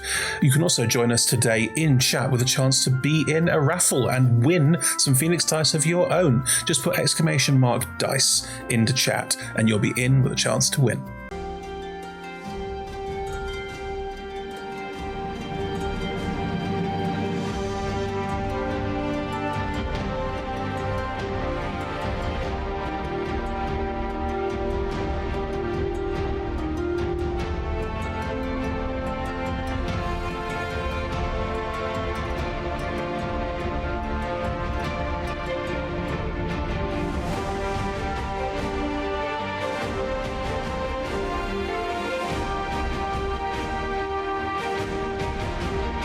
We are proud to be sponsored by Alchemy RPG. Reimagine your gaming experience with Alchemy. They're focused on creating immersive cinematic experiences everywhere you interact with tabletop role-playing games. Playing a game, creating a world, streaming, watching live games, discovering new content. Look at all the cool stuff that they are doing there. You can use environmental motion art, scene-based music, seamless character management to run your games over the internet, with upcoming features including homebrew content, streaming overlays, and spectator mode. So go and check out alchemyrpg.com.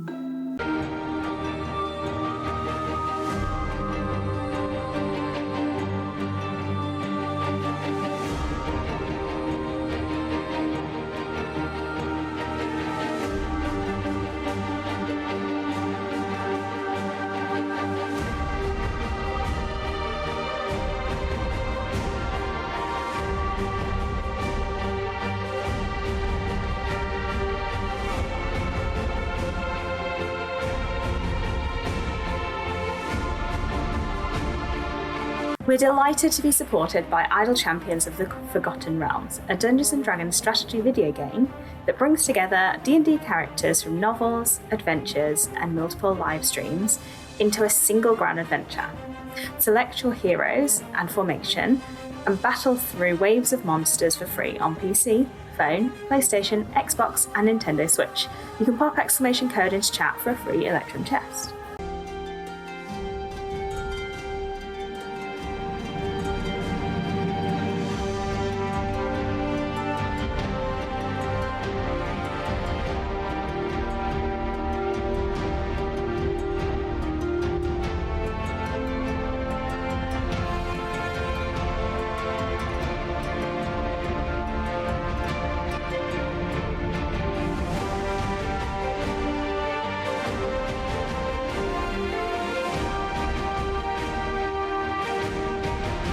We're delighted to be supported by Neverwinter.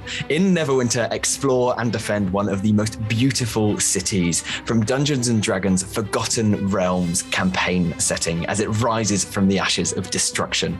Epic stories, action combat, and classic role-playing await those heroes courageous enough to enter the fantastic world of Neverwinter.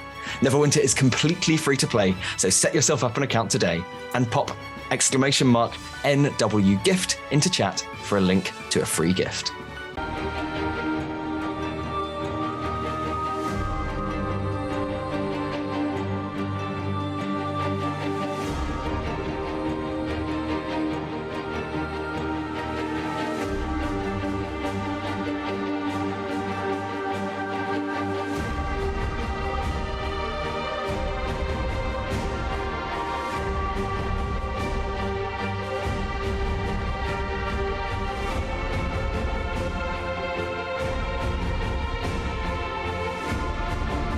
check out our wonderful supporters Elderwood Academy, who make beautiful bespoke gaming-themed gear, including hex chest dice boxes, spellbook deck boxes disguised as bespoke ancient arcane tomes, and scroll and codex dice tower and rolling tray pairings. Make your own with their online designer at elderwoodacademy.com.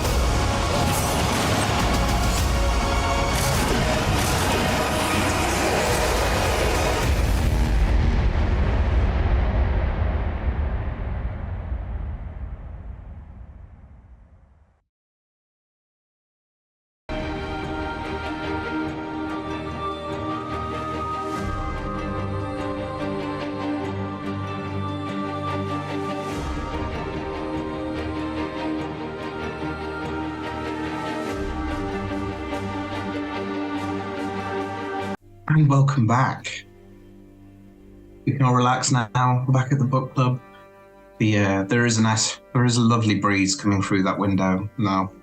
But even though you get the sort of fresh, sort of salty air of Waterdeep, maybe a slight off smell now and then, but generally it's quite a nice breeze. Especially where you are in the Blackstaff in the library. It's a very clean, beautiful, or beautified area. Sitting back, Huxley's just shut the book. There is 4 copies just to Huxley's side that he transcribed, although you don't remember transcribing them, but that's something Huxley does, so it's up to you how you feel about that. As you finished doing your first reading, which is quite normal at the start of the meeting, you go through the old book, talk about it, and then you'll sit, read out. Sometimes if it's a really long book, maybe you'll read out for a little bit and then sort of take it away and read the rest of it in your own time, but you always like to sort of get that little head start. But with it being short stories, you decided to read the first 4. What are you doing? How are you feeling? You're a little battered, a little bruised. Do we still have a mini Reggie? Reggie's no longer there. Okay. Are my wings still there? If you were still concentrating on them, they'll still be there. It's not a concentration thing, they're just... If you've activated them and didn't intend on deactivating the end, yeah. Then you're still sat. Maybe they're a little bit more curled up as you're sort of laid sort of a little more comfortably in your armchair.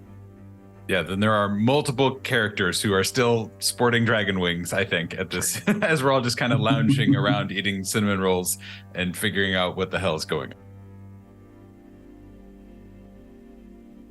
on. Grimnir looks around and is imagining is in one of a pile of 7 beanbag chairs and just starts poking at things with a sword from whatever he can reach is just prodding at things to see if it's real, basically. You're a they them. You're not a thing. You're not an object.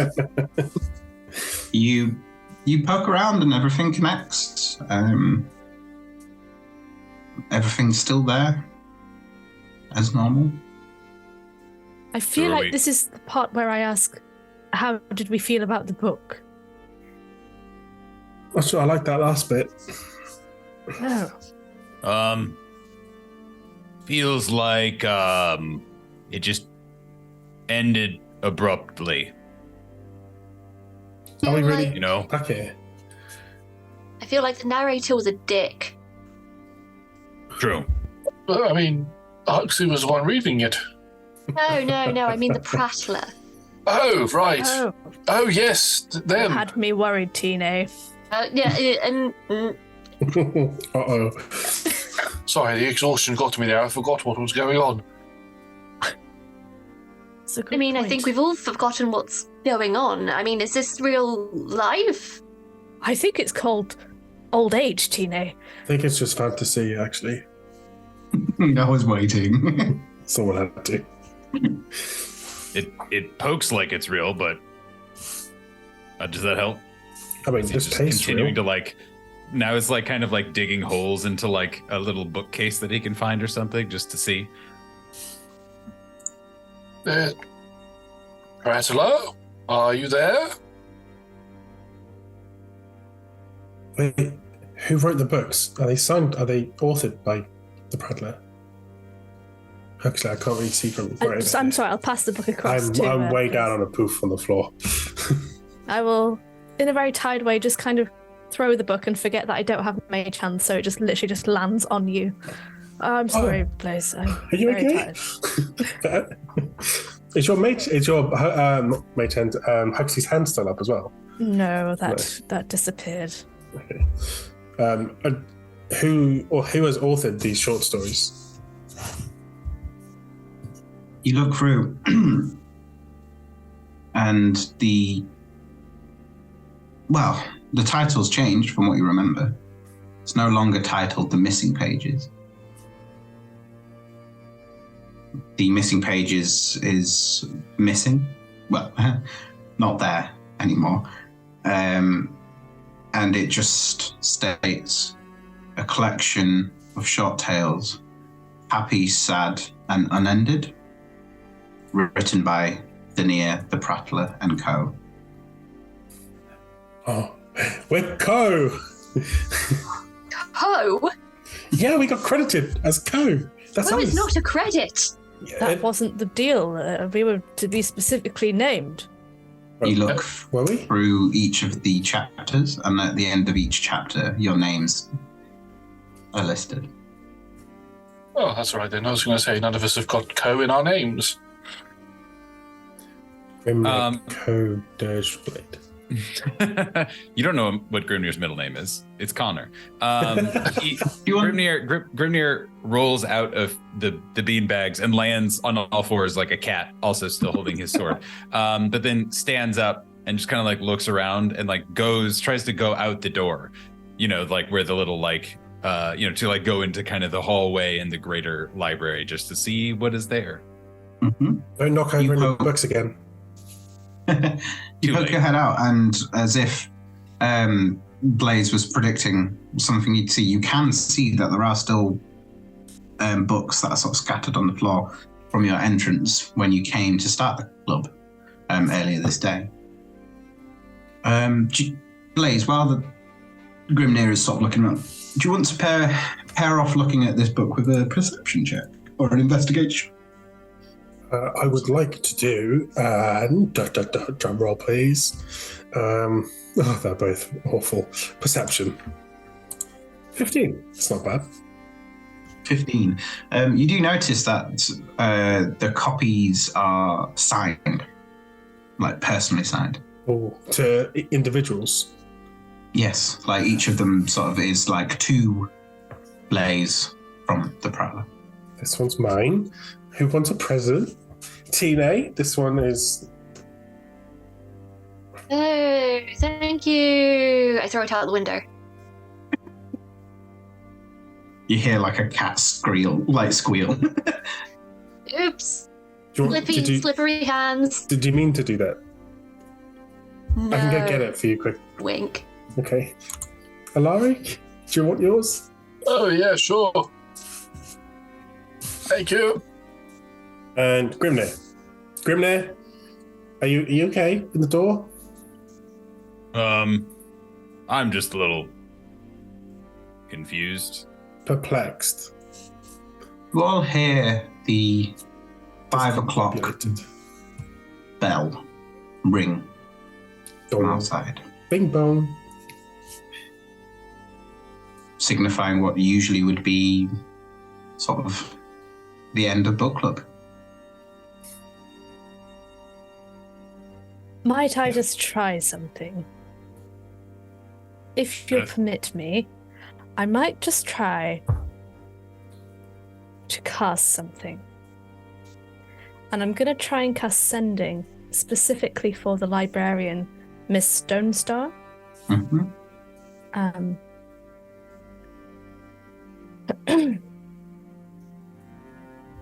Hello, Miss Stonestar.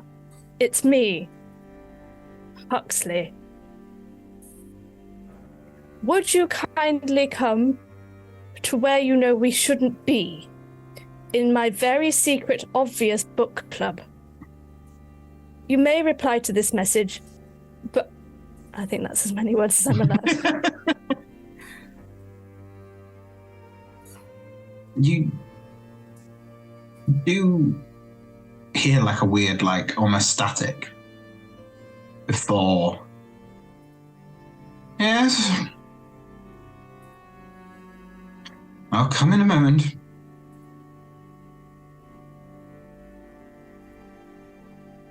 Maybe half a minute to a minute later, you can hear that familiar, daunting heel cracking against wooden floors. And then a brief, the bloody books are still action, as she sort of scuttles over. And you see her pop her head almost sort of like in Grimnir's face, as you're still like stood at the door, and she's sort of like, how did you sneak up on me? Get out the way. They're very sneaky librarians. That was unexpected. Hello, Miss Stonestar. Would you like to join our book club? We've got some new copies of a fantastic book named A Collection of Short Tales, Happy, Sad, and Unfinished. Unended. I prefer unfinished, but you know, the Prattler.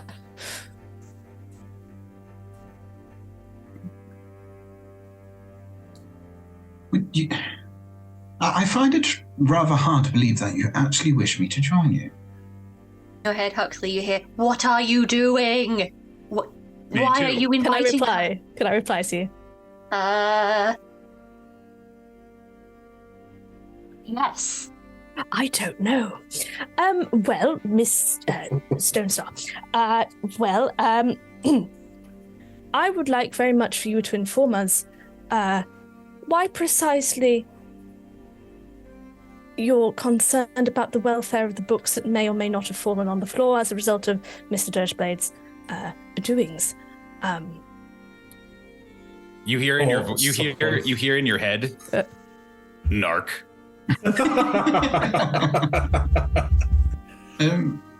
Because it's a mess, and I don't like my library a mess. Is that? Mike, does Miss Stonestar look her current age, or does she look a little different? Oh, I see where you're going. I'd say she looks old, even for an elf. Nothing noticeable, but I don't necessarily know if you'd be able to put that down to a difference in timeline or just the fact that elves are so vague in aging. Is she wearing the same outfit that she was wearing earlier? I would believe so. It's the classic sort of obnoxious head librarian. She only has one outfit. She does. Cartoon character. Would you like to make... So, because we're picking out details. Would you like to make an insight check? Can I aid someone to do an insight check? How would you aid? What Grimnir would like to do would be to extend his earlier approach of investigating reality and poke the librarian with his sword to see how she reacts, and that as additional kind of data points in this is like, well, is that how they would react? Is that what they would say? Oh no.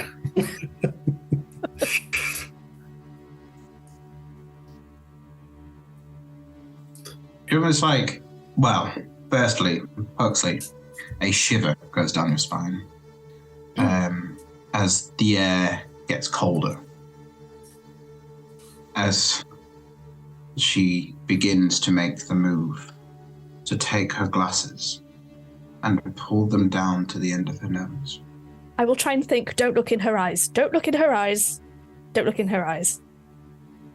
She doesn't even turn to you, Grimnir. She just moves her nose slightly and glances side-eyeing at you.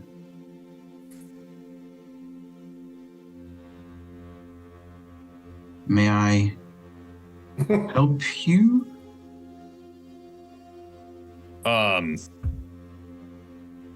Yes. All those books in the hallway are distracting. So if you could help and pick it up or get someone to pick it up, that is good help.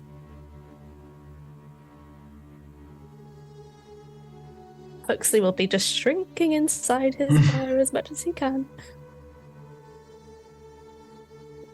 You could swear, when the clouds sort of cut the sun off, and you've got so used to it being really bright and sunny, and that sort of negative of the rays of sun just being taken away. It's still, you can still see everything, but it's almost like everything's from black and white in a way. And then the clouds move past the sun and the light comes back. She slides her glasses just slightly back up. Well, at least somebody cares about this place being tidy. Huxley, get to it. Also, there's a great lump waiting for you at the end of the corridor to finish up. Will you hurry up and you can take the trash out? Will that be all? Will prestidigitate the rotten egg smell just behind her again. Cinnamon bun? Hot chocolate? Oh, goodness. So bad for my diet. And she turns around and marches off in a huff. Gluten-free. Did she say something about there being a lump at the end for you? Yes. What?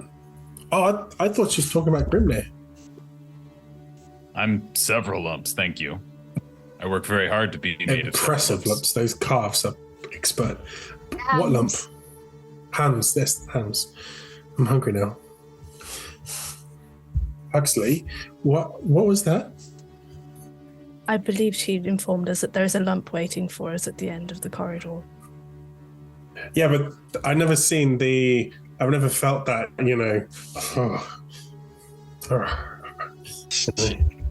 Oh, I believe that's Miss Stonestar on a good day.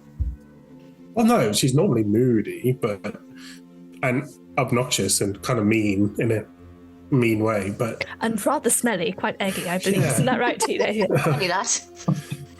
Where did that come from? All of a sudden, out of nowhere, as if by magic. Okay. Librarian class feature. Long and hard stare.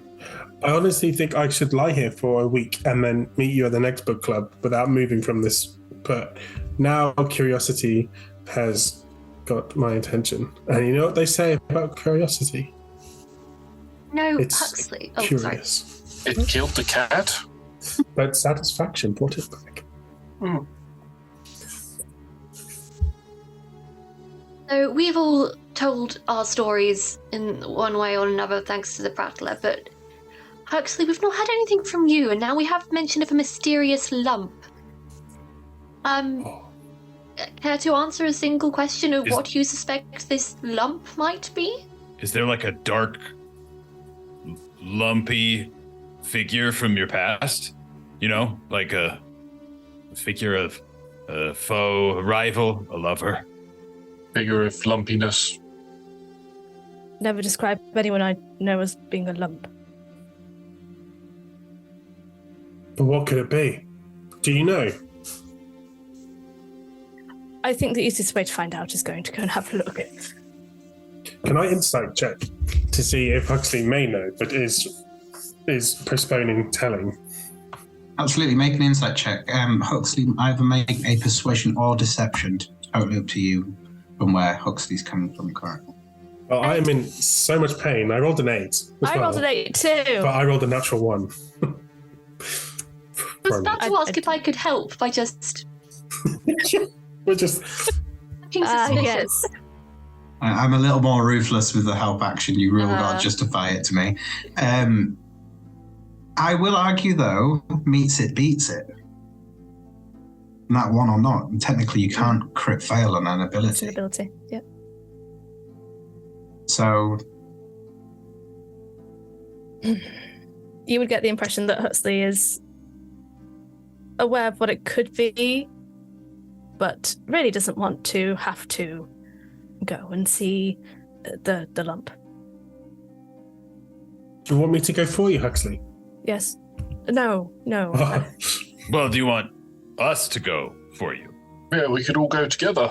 I'll stay here with Huxley. We can have some more of that fish and chips. And But- you guys. Okay. If this is another test of the Prattlers, they wanted each of us to experience our own histories, so that might be the intention here as well. Yeah, but we're back home, and those histories were horrible, and Huxley shouldn't have to go through a horrible thing. But we're home now. We're done. The books are finished. Huxley, you don't have to endure it if you don't want to now. Although, I'd like to know what the lump is. I would like very much for you all to lead me halfway, and then I think the rest I should do myself. Well, Okay. if you're sure, if you want us to come the rest of the way with you, we will. We'll wait wherever it is you desire. And Now, my if this wings is- are... Oh, go ahead. Go on, you go. I was saying, and my wings are gone now anyway, so, like, I'm not rushing to do anything, so... Whatever you need us. So if the lump happens to be some sort of bitey lump with lots of tentacles, I will call upon your aid. Please. And I'd prefer that to be the case. But yes, let's go. I'm just going to put it out there, I'm insanely curious as well. So if you want more company... But yes, emotions, we're here for you, friendship, as much as you need. Let's go, yes. The safety of your book club will travel with you. Before we leave, Grimnir will be the last person in the room, and he'll look around. He'll do one more poke of some furniture, and then he'll take a deep breath and use his second wind to get a couple of HPs back. Just in case for funsies. See Blaze looking on enviously.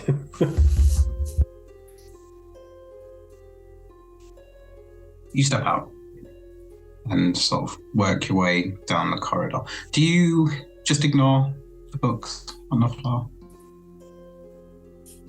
Grimnir, would you mind just poking those books for us? Just see if they, need picking up. They shift. Is that legal? Theoretically, no, but if my suspicions are correct, then these may be books, not real books. Grimnir pokes them around with his blade, but it's like the most intense eye contact that a pile of book has ever received outside of a librarian. And it's just like intimidation check. I'm pretty good at that. I rolled pretty bad at it though. It's a 10. You're not entirely sure if the book's scared of you or you're maybe still potentially scared of the book. Well, and it's from the floor, and so there's a weird double chin situation going in, and so it's not ideal. I'll pick one of the books up and hand it to Alaric, so I won't be able to reach the shelves. Oh, thank you. There we go. I'll put it back. All right, next one. Right. There we go. And then the While you last one. stack books. I'll use my winged boots to do the last one.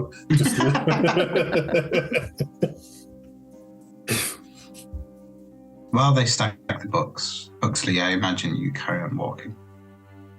Yes. You come to the corner where it's like a crossroads of library shelves in this place. Sort of straight on leads to sort of the main grand hall of the Blackstaff Library, and then left and right sort of will lead to the outer sort of halls, where you can almost go around the entire library just following these small corridors. Hence why it's the perfect place for you to hide the book club right at the very back. It's like a mini labyrinth of sorts. And just leaning on a bookshelf is probably in his late, maybe 50s, 55, looking old, much older, is a half-orc, wearing sort of a simple silk shirt, light for the water-deep summer, some sort of really simple but tight onto the just above the knees, blue shorts, holding a bouquet of flowers. You get sort of like a sweet, charming smile as he clocks eyes with you.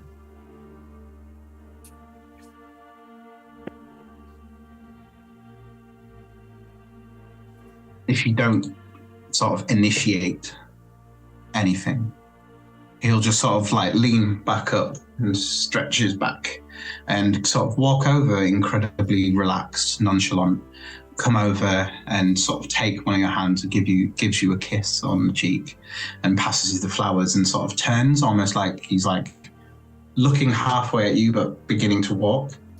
So, how was book club? Is it all right? My love, book club was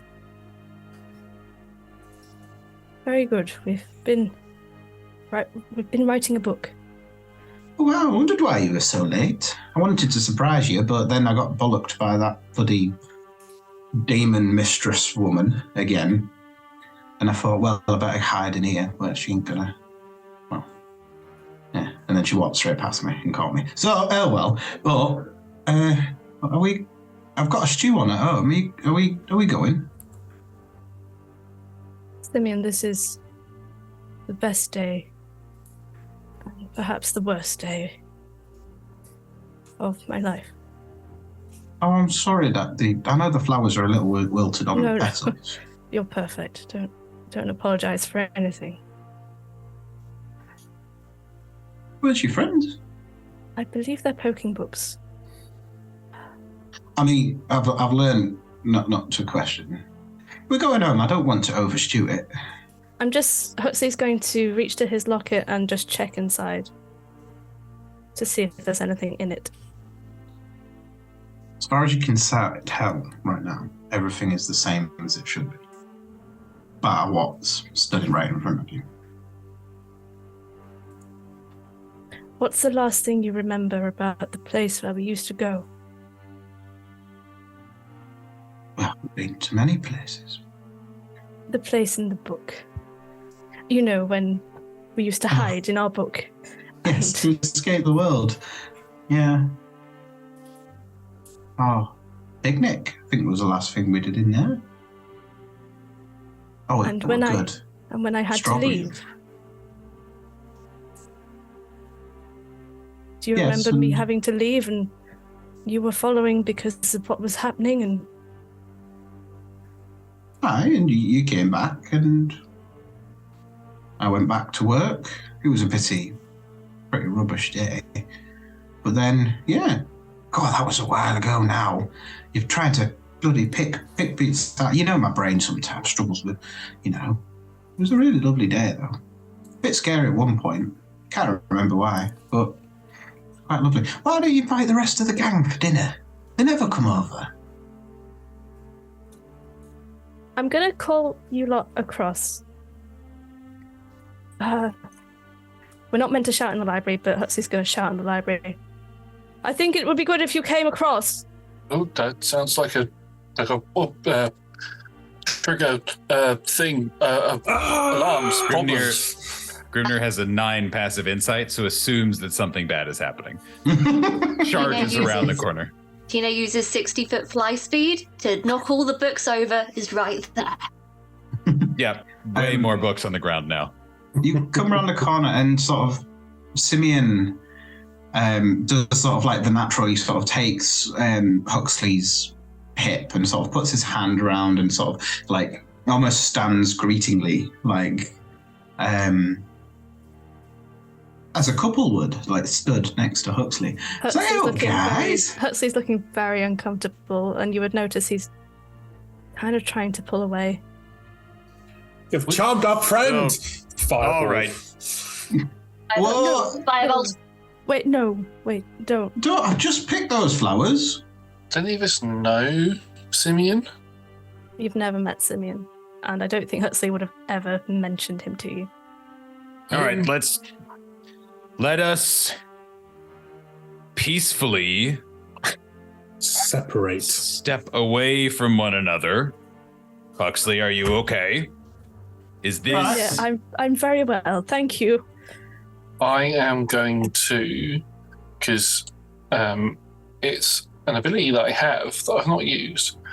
I'm going to use one of my psionic energy dice to use psychic whispers, and I'm going to establish a psychic link with Huxley. And I'm just going to speak into your mind. And is everything okay, Huxley? You seem rather uncomfortable. Is this person a threat to you? Do you need us to step in, or do you just need us to support you? The man who is holding my hip currently is my husband. But I lost him when he was 30. And I've never been able to get him back again. And he was lost inside a book that I made us go into to escape this place, and the book got destroyed, and now I hold the last piece of it in my locket, and there's no way he could ever be here, and he could never be older than this. Is it possible that the Prattler has a copy of the book? They said that they have copies of books that have been written in their library. Would they have a copy that would potentially have your husband inside of it, and this is a gift for helping complete the missing 4 chapters? That would be the nicest gift anyone could have given me. But I don't think the Prattler has that capacity. What would you like our play to be here? This is all happening instantaneous. Yeah. Do we just go along with it? I want to trust him so badly, but I don't think I can. I think we should. Does Simeon look like he's 30, or does he look like he's aged up and is similar in age to, say, myself and Huxley? Very much so, similar age. I imagine Simeon would have been slightly younger than Huxley, so he's probably maybe in his late 50s. Instead of sort of Huxley's who's a little older, as he's, I wouldn't say falling to pieces, end of his age, but he's an older gentleman. But that postman service, marching out in the sun every single day, has done him well. He's healthy and he's a fit, older gentleman. Fit. Just fit. Just fit. I mean, Dem fires the real, as we discussed. He's one of those good lumps. Oh yeah. I should say, sorry, I just was reading the skill. I can actually do this without spending the psionic dice once per day, and I can connect a number of minds up to my proficiency bonus, which is 5. So all of us can speak to you. Oh, amazing. Oh, fantastic. I think the entire time Huxley's grinning, for the family photo the entire time. Everything's fine. Simeon lets go and he's like, hey, I've put a proper venison stew on. Are we all in? Yeah. Oh wait, no, maybe. Yes, we're all in. We'll go with you. I will apologise now. I didn't prune the roses. I might have forgotten. Can I do it? Quite all right. Blaze is very proficient in pruning.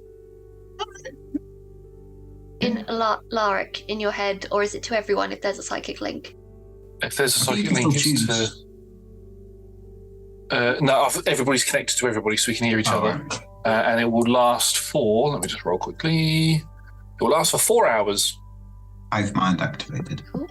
I don't want to burst anybody's bubble, but what are the odds that we are now trapped in that book, or that book's been brought out to the real world?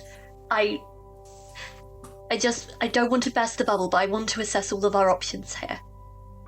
If we are indeed trapped within the joy of extra-dimensional spaces, 2nd edition abridged, it would look very different to this. It was kind of sunny with rolling hills and blue skies and the picnic blankets everywhere. And, but Tina, I think this is quite different to that book. Hey, I'm just not sure why the Prattler, who has been a dick up until this point, would suddenly give you such a lovely gift. I think dickishness may be incoming. Which is what I fear.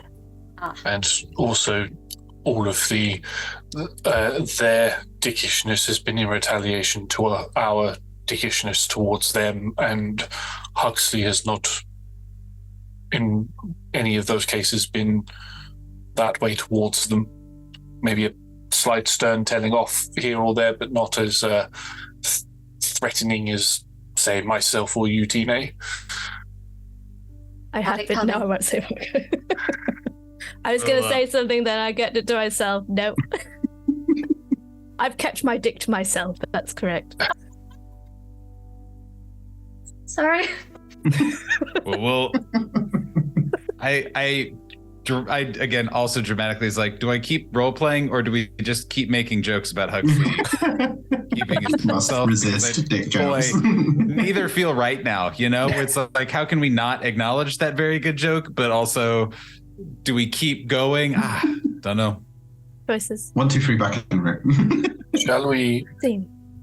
Shall we go, Huxley? Simeon, it's been a very long time since we've been round yours for a meal. Yes, absolutely. And to be fair, 5 o'clock just ticked over. The afternoon sun will be on the front porch, Huxley. And I know you love it there. I do. Come on, guys, come on. Have we met? No, it's just don't be silly, Blaze. Of course we have. Anyway. In your head. Just go along with it, Blaze. Okay, when's my birthday? I don't know, but any friend of Huxley's is a friend of mine. Ha ha ha ha ha ha. I'm a friend of Huxley's. I mean, yeah. You walk out through sort of the main. I think I've been limping still. Entrance. You can see the head librarian with her glasses down, sort of behind the main desk. Could Huxley just do an Arcana check just to see if perhaps the Prattler is feeling like a head librarian today, to see if maybe there's a... I don't know if I can. I feel like it'd have to be an insight check on this one. Okay. Because you are very familiar with her and her bitchy ways. So, would you let on in your mind that you're suspicious? As in, would I be able to do something to aid? Yes, you would hear. I think perhaps the Prattler may be watching us. I'm going to do a teenage thing of just putting my middle finger up in roughly that direction, and it just lights up on fire, because fire is not allowed in the library. I'm like, oh, quickly put it out as if that wasn't supposed to happen, and see if there's a reaction to aid Huxley, if possible. Yeah, that's okay. The reaction you get is just the classic shh. A total of 18.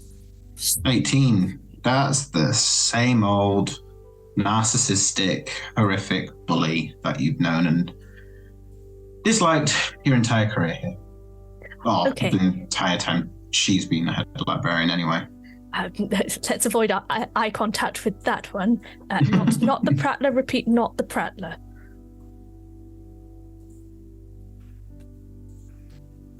Oh, venison sounds good. So you're all finished with the book? Is it? How was this week's book? Exciting? I know Teenage one got you all rattled and talking about all sorts. It was fantastic to hear it. But It's my book. no, well, Huxley likes to read out loud at home now and then, so I got, the gist of it. What did you think? I got the gist of it. Uh-huh. It was, yeah. It was, yeah. Yeah. It was, yeah. Just moving away from him slowly. Teenage Simeon is a man of action, not so much a man of well-learned reading. Well, yeah, what is it? Yin and yen? Yin and yeah. That's the one. Yeah. Right. Yeah. Yeah. Yeah. So, was it a good book? This week's book?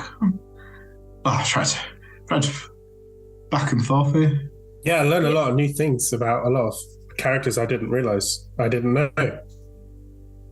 The ending was a bit funny. Yeah. It seemed to cut off straight away, didn't it? It was like there was no conclusion to it or anything. Like it had to continue it in some form or fashion. It's like a cliff faller, isn't it? Well, yeah. And Grimnir leans really close. Not as close as he probably once would, but leans in. Is like, yeah, but if it had kept going and any of the characters got hurt, well, we would have had a problem with that, I think. Wouldn't we, King? Yes. Yes. Yeah. Like I understand. Yeah, you get attached to characters. You don't want anything harsh to happen to them. It's not nice. I like wholesome books and stuff like that. It's right lovely. Although, intelligent conversation, I like to try and partake. Sometimes the simple postman's view is the best view you can get. I see everything. I know people I know. Academics, that's Huxley's job. I'm the people. I know them. Are you a good cook? Well, I hope. We'll find out. You walk out the library and you walk through sort of the Blackstaff Gardens. And he leads you sort of down a couple of sort of main thoroughfares, putting down a sort of small hill that takes on this sort of meandering, still cobbled, but a little bit more rough pathway. And trees begin to build up as you pull round to where this small pond, it's like a small lake, like a large pond. There is a swan there, some ducks, and you can hear birds chirping. You follow the sort of side of the lake and you come to this picturesque white cottage, white picket fence. The gardens are really beautiful, well kept. You can see all sorts of herbs and flowers that some are flowering, some are sort of been waiting. You can see mulch all piled up in one corner with a fork going into it. The surrounding area has sort of been well kept. There's an orchard just to one side, with loads of sort of hand woven baskets full of apples ready to go. There is this beautiful front porch that sits out looking over the large pond, and you can see there's a hanging rocking chair, and just sort of next to it there's a beautiful little handmade table with a couple of books on the side. The door's open, and you can see sort of just a little bit of steady smoke coming from this delightful dainty chimney that's there, just puttering away some slight smoke, and the smell of home-cooked stew and pastry sort of hits your nose. It's oh yeah. Huxley, why don't you set the table and I'll start sorting out the rest of the stuff. Now, Huxley's a very clever individual, but I think even the most clever people can also give in to hope and give in to a sort of stupid hope. So I think Huxley's going to, even knowing that it's wrong, it's like a denial thing, is just going to start going through the motions and doing the thing and being in the house with the lovely smell of pastry and stew. And he's going to go to the cupboard that he knows, and he's going to take out all of the cutlery and just start laying the table one by one, just humming happily to himself, even though he knows it's not right. And this place is like full of your personality as well. It isn't just Simeon. There is that simplistic, happy, handcrafted, handmade style of Simeon there. But there is also the Huxley, there's the colourfulness, there's everything that sort of both of you combined, the reason you fell in love is this home as such. And I think everyone would watch as we do that thing that people who've been together for a very long time do. So if you're like in quite a cramped space, like a kitchen, you kind of move without even thinking about it around each other. Like Simeon would kind of move to the side as Huxley opens a drawer to get things out, and then Huxley would close the drawer with his hip. And it would be a synergy, and you'd see that. You settle quite comfortably. Tine, Grimnir, and Blaze. May I do something? Yes, just in one moment. Alaric, you're no longer there. The four of you don't particularly notice, Huxley especially. There's a moment where you're like, oh, Alaric didn't come. But you sort of sit down and continue. Blaze, especially, you're like sort of looking over your shoulder at the front door, just sort of waiting for him to come through. Blaze, have you tried this stew? Let me just put some in a bowl for you. Okay.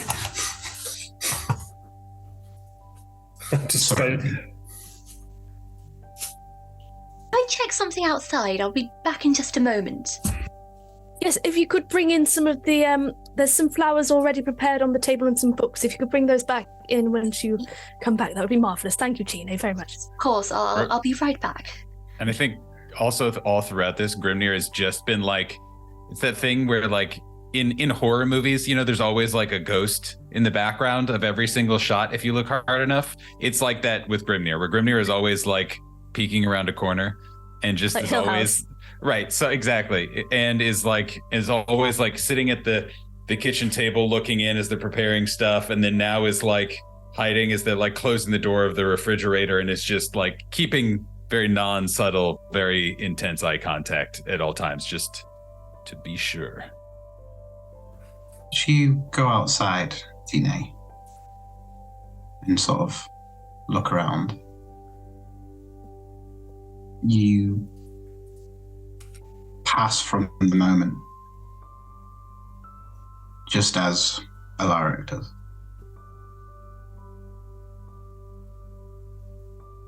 Grimnir, Blaze, Huxley, and Simeon.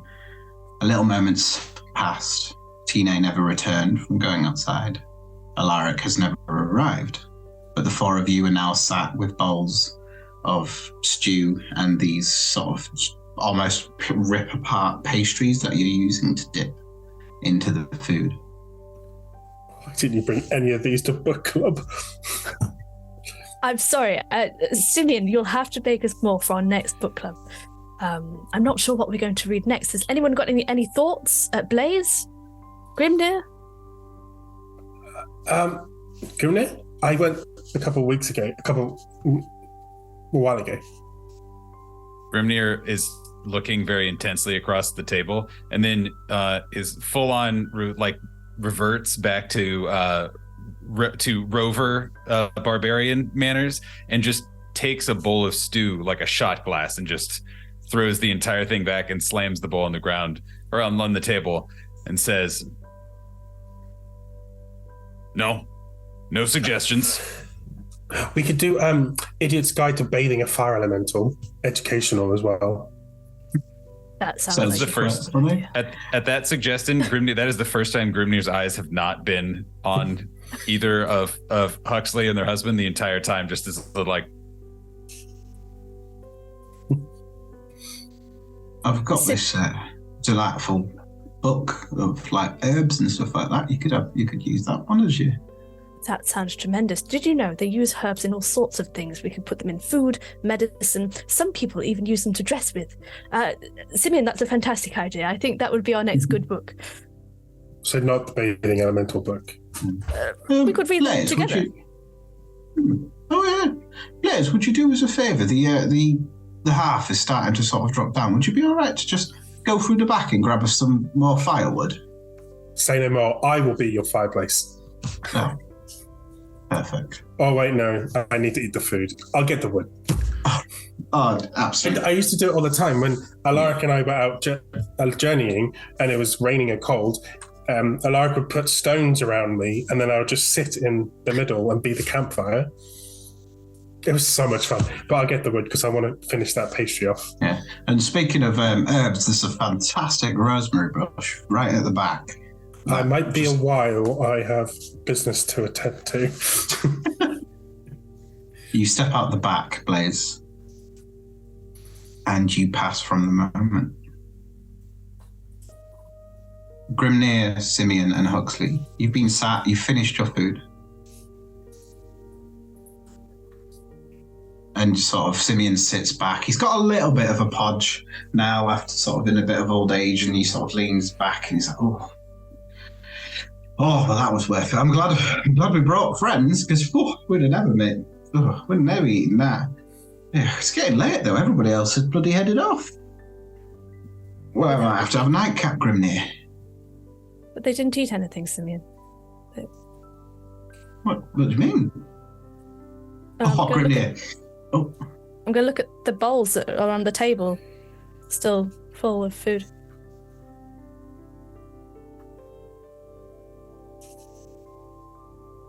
I don't understand. I've got this fantastic bottle of sort of this old wine. Grimnir, you'll love it. I mean, it's more like a porch, really thick. It's beautiful. And he sort of stands up and he sort of excuses himself from this table very politely and sort of goes over, and you can hear him like sort of cluttering around in the kitchen sort of area. Grimnir like breaks eye contact and looks at Huxley and just says, "Are you enjoying this?" I mean that in like a real way. Do you like? Does this make you happy? I wish it did. And it should. I don't understand why it's wrong. No. Makes sense to me. What do I do? We know it's real. Grimnir, what do I do? Before he comes back, Grimnir, what do I do? Grimnir like sighs a little, and not in a let me think about it way, but in a like let me build up momentum to say a thing. And Grimnir says, well, we're still in a story, right? Sadly. Stories need an end. So maybe this is you getting a new end to the story, or a different one, or I read these books.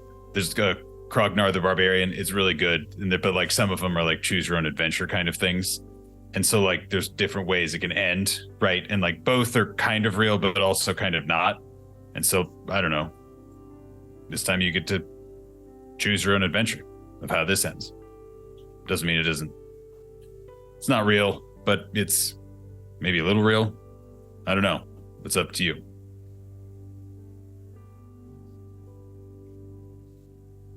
Huxley inhales, kind of preparing himself for whether he's going to have a very awkward conversation or whether he's just going to go with it. What is like Huxley's like body language in that moment? Like, is Huxley like kind of like determined? I mean, not confident and determined, but like, you know, kind of like semi-decisive, or like looking comfortable, or not, or what's kind of looking defeated. Very defeated.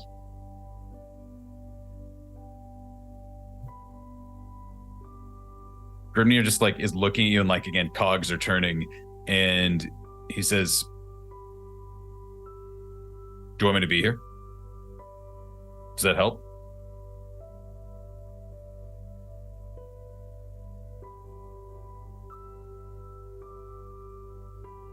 I suppose you could always poke things. It worries me that no one else is here. But yeah. Perhaps you should be with them wherever they've gone. Well, I mean, I thought about it, but this is your story. And you're the main character. And it's important that you're the one who's safe and happy with whatever happens. So the other three, I'm sure they're fine. So whatever you need me to do, I'll do, and I'm sure they do the same. Thank you, Grimnir. Whatever happens, if you see a side of me you don't like, I will apologize to you now. But I hope it doesn't come to that. Grimnir looks at you almost in a kind of like,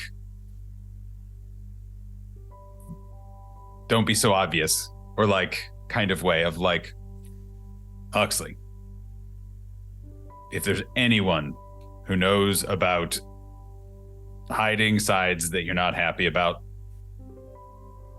well, I'm sure I've seen worse. I must get the name and number of your therapist after this, Grimnir, because I think this is really putting me through something.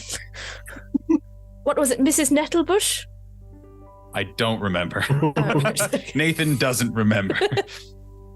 I'm very emotional right now. Bristle Snout. No, that's my surname. Oh.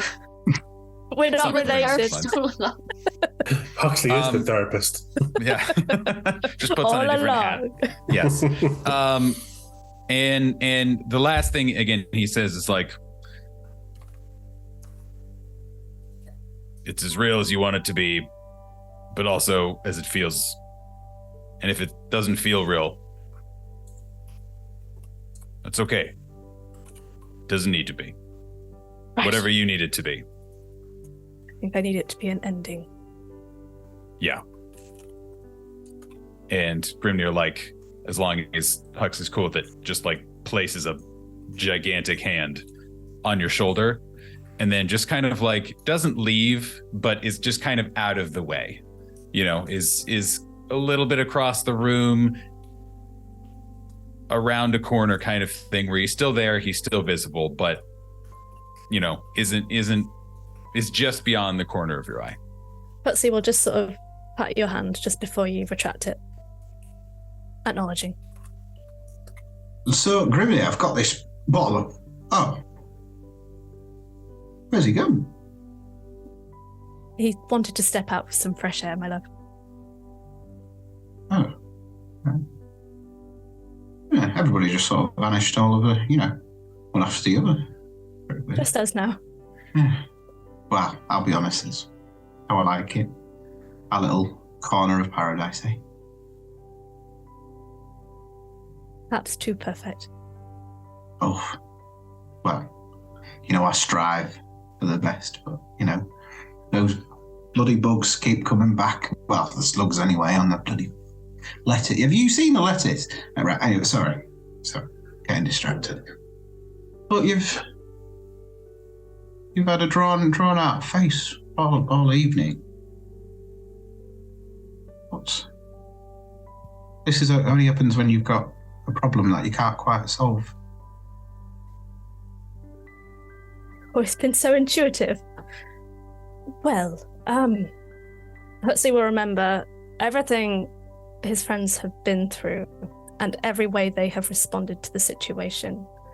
How Tine refused and was determined with her story. How Grimnir has been fighting the entire time and finding himself more and more as time has gone on. How Alaric also refused, and how Blaze overcame so much. Huxley knows that this is not the real Simeon, and Huxley knows that the Prattler is doing it. And as much as it breaks his heart to say it, he's going to have to play this game to cause an ending to happen. And he will begin to reach out his hand to Simeon.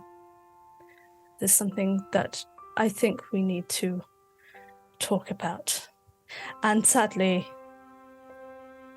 I'm having to say it to you because you're sat right here, and I know it's not your fault, my love. I know it's not you. I know it's someone else. But the only way I can see this ending, my love, is if we depart from one another. But I don't understand. We were just going to have a drink. What is the bottle that he's brought up? It's just like a dusty bottle of port.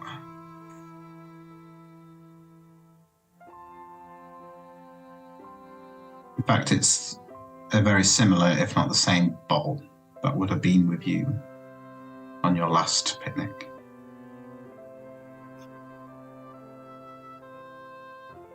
What I'd like you to do. Do you remember one of the games that we played, hide and seek? Do you remember? Where you close your eyes, you do some counting, and then I magic myself somewhere, and you use your detective skills to come and find me. Yeah. Do you remember? We played that a long time ago. We're a bit old now, but I think we should probably start. You've always loved my intuition. Always. When it comes to you. And I don't understand why, but I feel like I'm being tricked. I feel like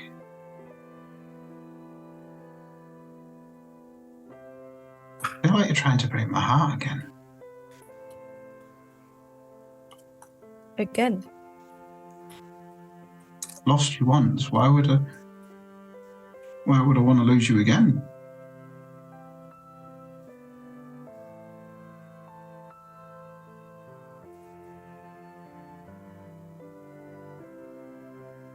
So you do remember. What happened the last 20 years? The last 20 years, what has your life been like? You already know the answer. So why are you here talking to me? I'm what you remember. With a little bit of embellishment. I am me. But you've figured out that I'm not entirely me. I'm your memory of him. But not the real thing. No. And you knew that from the start. As much as I liked to try and pretend just as much as you did. You're smarter than this. Do you not understand, Huxley? You're not just a character. You're not just a part of this story. You're the narrator. You have the power. You've been your entire life. Everywhere you go, you've always been on the sideline. You've always watched everything happen around you, commented on it, wrote on it. You've created the narrative. You've supplied the kindness to all your friends who have survived everything they've done. Do you not understand? An author may be able to set a task, but the story is only as good as the narrator presents. You have the power, and he doesn't want you to know that.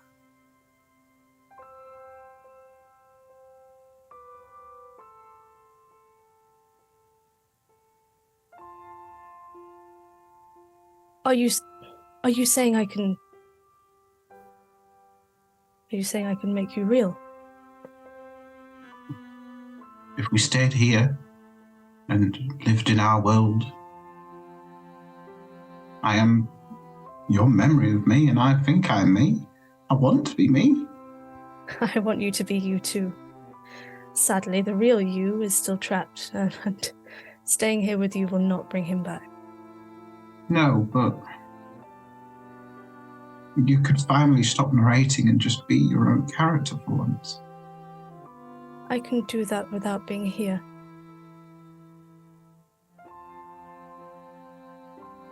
But I'd like to thank you all the same.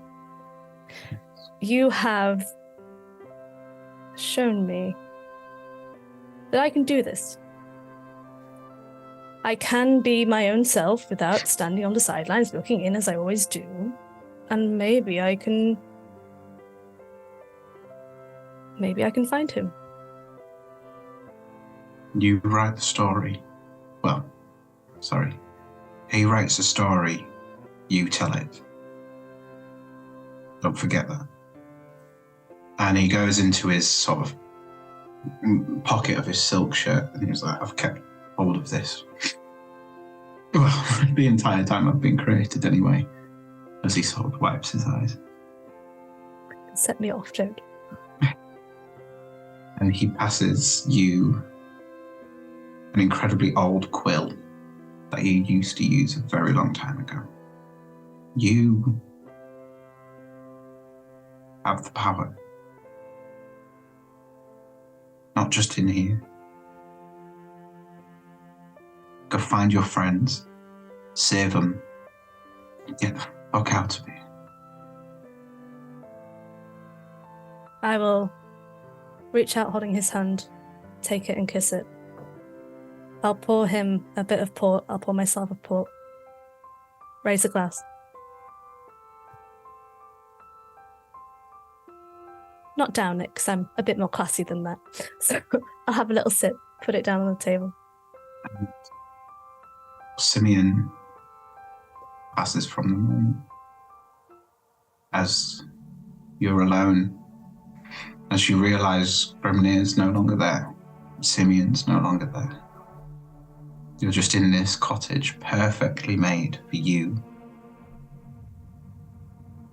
on your own. I think I'm going to summon Stampy. I need someone here with me. I'm going to open the scroll.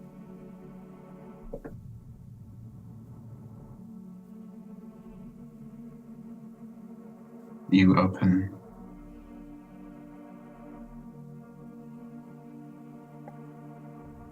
It's empty. But you have a quill.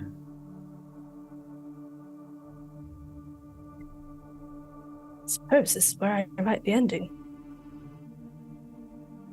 I am going to get up and walk towards the door.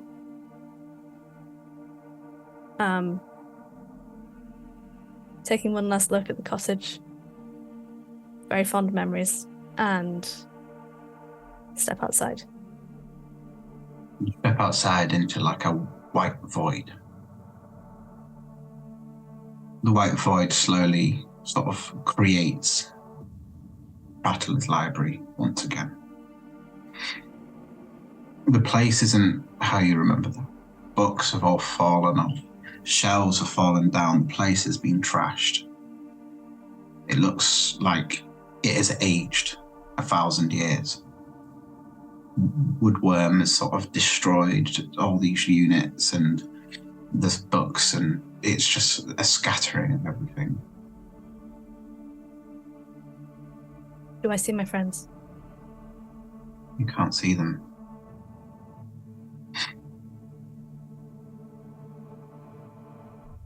Huxley will begin. He can't write on his arm because he has fur there. He's going to do a little first draft, see how he felt about it, and then write the correct thing on the scroll. But he's going to have to. She's going to have to go for it. It's going to have. Okay. How to end this story? Waving farewell to his dearly beloved, Huxley raised a glass of port and drank. The fire was roaring, following Blaze's collection of wood just earlier. There were a couple of little chips in the table that Huxley could only assume was Grimnir's doing. And Tina was taking an extraordinarily long time outside, gathering those flowers and the books that Huxley had previously asked for. As for Alaric, God knows where he'd got to. One can only assume Alaric had fallen over a wayward cobble on the way here, but Huxley raised the port, had a little drink, put it down on the table, turned to the door and opened it. The door manifests itself in front of you. We're going to switch perspectives for a moment. Ine, you're in the Ice Empress's ballroom once again. Yeah. Huxley, you open a door and you find Tina just going fucking ham. Just blowing shit up, destroying the room on her own, once again, with Reginald behind, sort of like encouraging and sort of getting her to go ahead. Tina, you do sort of, in your rage, half glance, and you can see there is this floating door in the middle of the ballroom. Huxley will just write, that explains where Tina went. Look over, and do I see? Is it just the door? You can see like it's sort of half ajar, and you can see Huxley's face looking through the door. Are you the real Huxley, or are you just the Prattler? I think I'm Huxley. I'm not sure if I'm evil, but that was a dream. Don't worry, it's fine. In Huxley's defense, that was the most Huxley possible response to "Are you Huxley?" Is like, well, I'm not entirely sure. Hard to prove. It's pretty Huxley. What would you like to do, Tina? Continue destruction or bail? Well, I'm bailing. I'm too cold in here. You throw yourself through the door, and you find instead of like your hands where they were casting magic, and you find your hands got a bunch of flowers and a couple of books. Tina arrived promptly with the books and flowers, which she promised Huxley she would be prompt with. I'm going to kill that god, she said, with anger in her eyes. As hot as the flames she can summon herself. Here are the flowers that you requested, Huxley. Huxley graciously took the flowers from the rather annoyed Tina. You shut the door, and we'll change perspective once again. Grimnir, you're on your own. There is a group of 5 bandits all attacking you. They're calling you a monster, a bandit, a vagabond, one who deserves to die for their crimes. You're on your own. What are you doing? Oh yeah, there's a volcano behind you. I don't know who put that there. Naturally. There has to be. Well, that changes everything. No.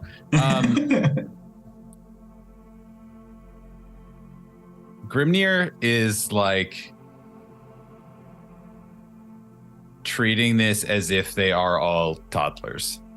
You know, like even if they are doing real true damage to him, right? Like, and even if he has to like rage to do it, he's literally just like standing there.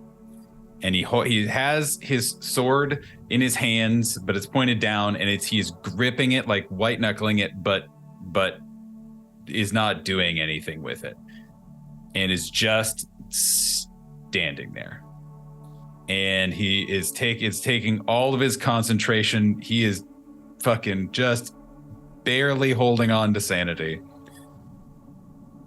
but isn't saying a word, isn't reacting, nothing. And what a moment you're having there.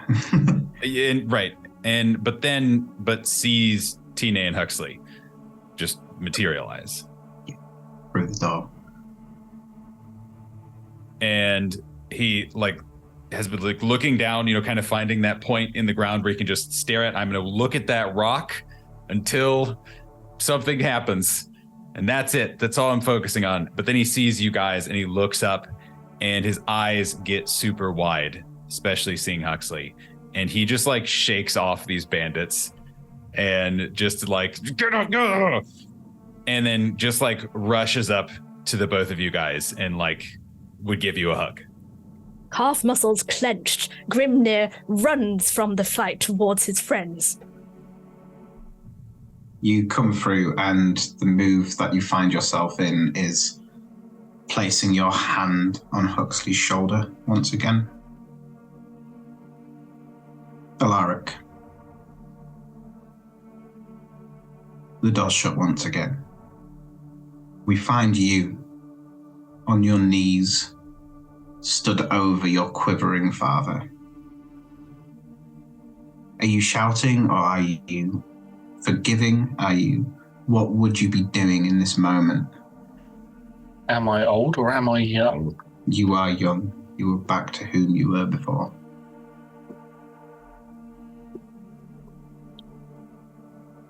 I have spent many years hating you. And I feel that this is not real. And I know that this young visage that I hold is not going to last long. I am getting on in my years. I've made promises. In a way, I have fallen into your shoes. I've made promises to my family that I have not been able to keep, to my children who have not spoken to me since my wife passed and have moved on, separated themselves. To Blaze, I promised that I would help them solve the issues of their lantern, and age has been the enemy there, and I am no longer able to assist them. If I hold on to my hate for you for too much longer, it will consume me in my death, and I will not rest happily. I know this is not you, but in a way I forgive you.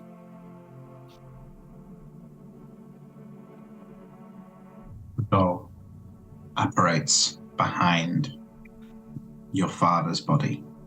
As he lays down, as you sort of look up and you see Huxley, Grimnir, and Tine all almost half comedically looking through the door. You've got Tine, Huxley, then Grimnir, all sort of like one after the other. Stand up and go to walk past my father and stop just next to him and place my hand on him.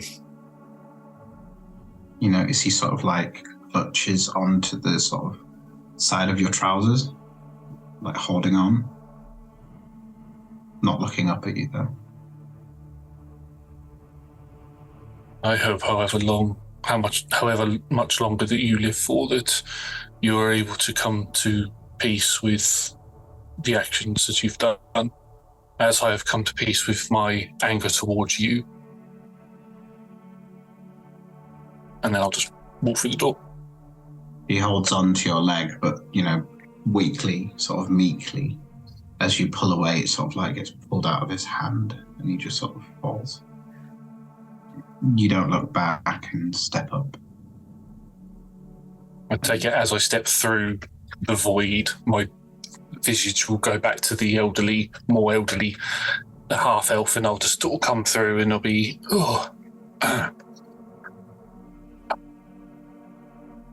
Are we done? I feel done. The once sprightly form of Alaric transformed to his usual self, and he asked, "Are we done? I feel done." Wait, 1, 2, 3, 4. Not quite. Thanks. You're on your own, and you're empty.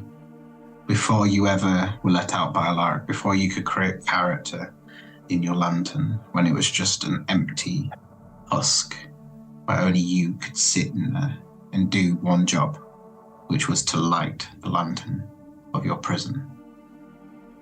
alone, you sort of sit in the middle of this room.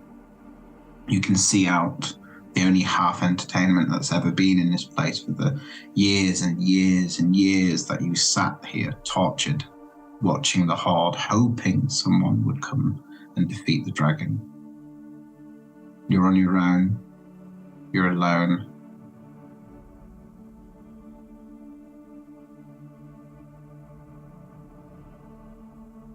Oh, you're muted. So this is before everything happened then. So rather than all the coffee boxes everywhere, it would just be an empty scene. No sauna, nothing, no amenities, just a blank, empty rectangle. And in one corner, Blaze would just be sitting there with their kind of in their feet, or kind of wrapped up in themselves in the corner, and weirdly dim around where Blaze is sitting, but bright everywhere else as they're doing their job. I think you could see that they're too afraid to look at the glass and look what's out there now. Being here for so long, seeing many people get close to killing the dragon and many people failing, and it's too much now. You can't turn that TV off. Door opens. The frame appears to you in front of the glass, where you're sort of almost avoiding that glance to look up, but you can almost feel the warmth of your friends' faces looking at you inside of your little lantern.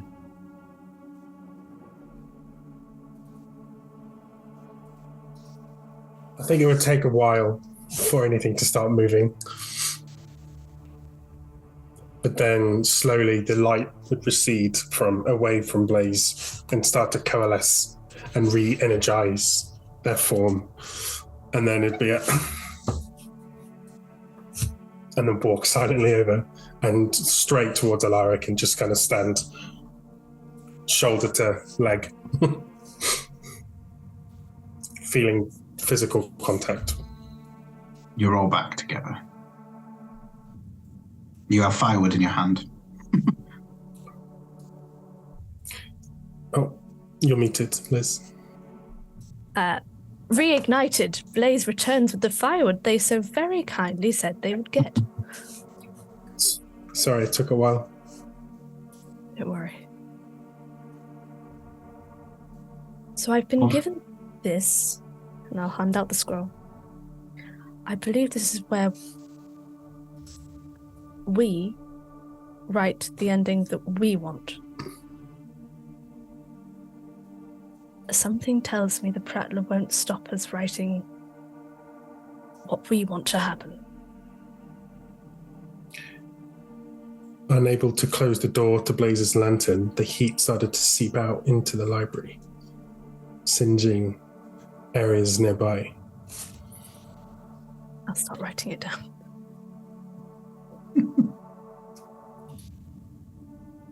So that's my input.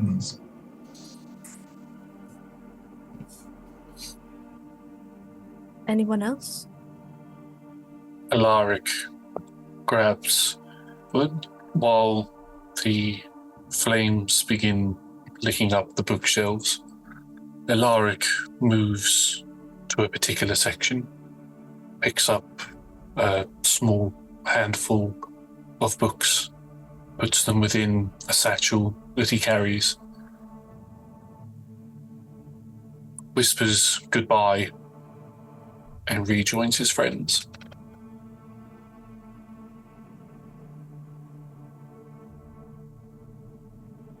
Tine, the wordsmith within, I feel them bubbling with inspiration. Oh God, I don't know. If you wish for a little more time to think about it, I can ask Grimnir first. Just one moment. Okay. Grimnir. In this instance, the pen will be mightier than the sword. I know that's hard for you to understand, but if you have anything to input, now's the time. And at the end, you just say, like, we're, like, somewhere in there. Like, well,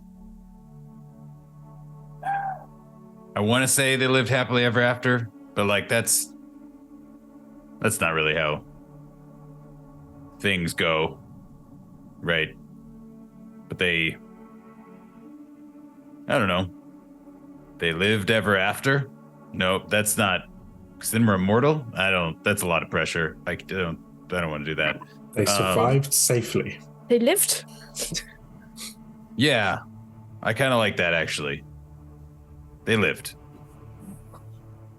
Well, that's establishing one thing. We're not going to die, so that's good. Yes, thank you, Grimnir. I've got it. As the heroes walked away from the crumbling, burning library, Dine looked back at the blue blaze and swore an oath of vengeance against the Prattler for doing this to her and her friends. As Tine vowed this vengeance, Huxley did think that he forgave the Prattler for some of the deeds. Pitied him, especially.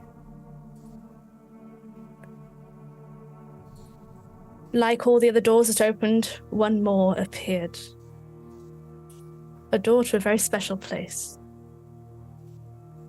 The secret area in the Blackstaff Library where the book club was. The entire group walked through. And, dear reader, you guessed it. They were back where they should be. And I suppose they lived.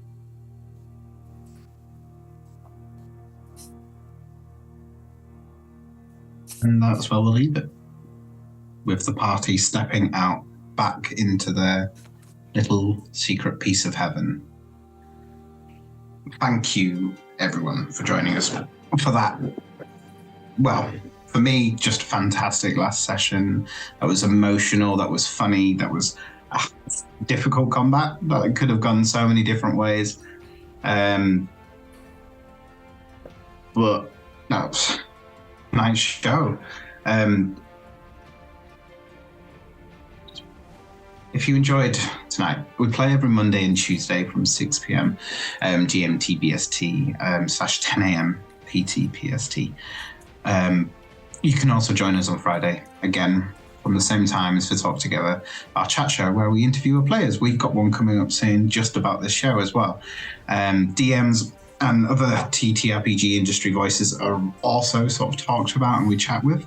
All of our shows are streamed at twitch.tv/rolltogetherrpg, and you can find all of our content archived at youtube.com/rolltogetherrpg. There are also podcasts versions of all of our shows everywhere. So just search Roll Together RPG and you'll find us. A massive thank you to our D20 Club on Patreon. There's a link in chat. Do join us. Every penny helps us make the content that we do. A big thanks to our sponsors again. And don't forget, we're all over social media, Roll Together RPG. Thanks for watching, and we'll see you soon.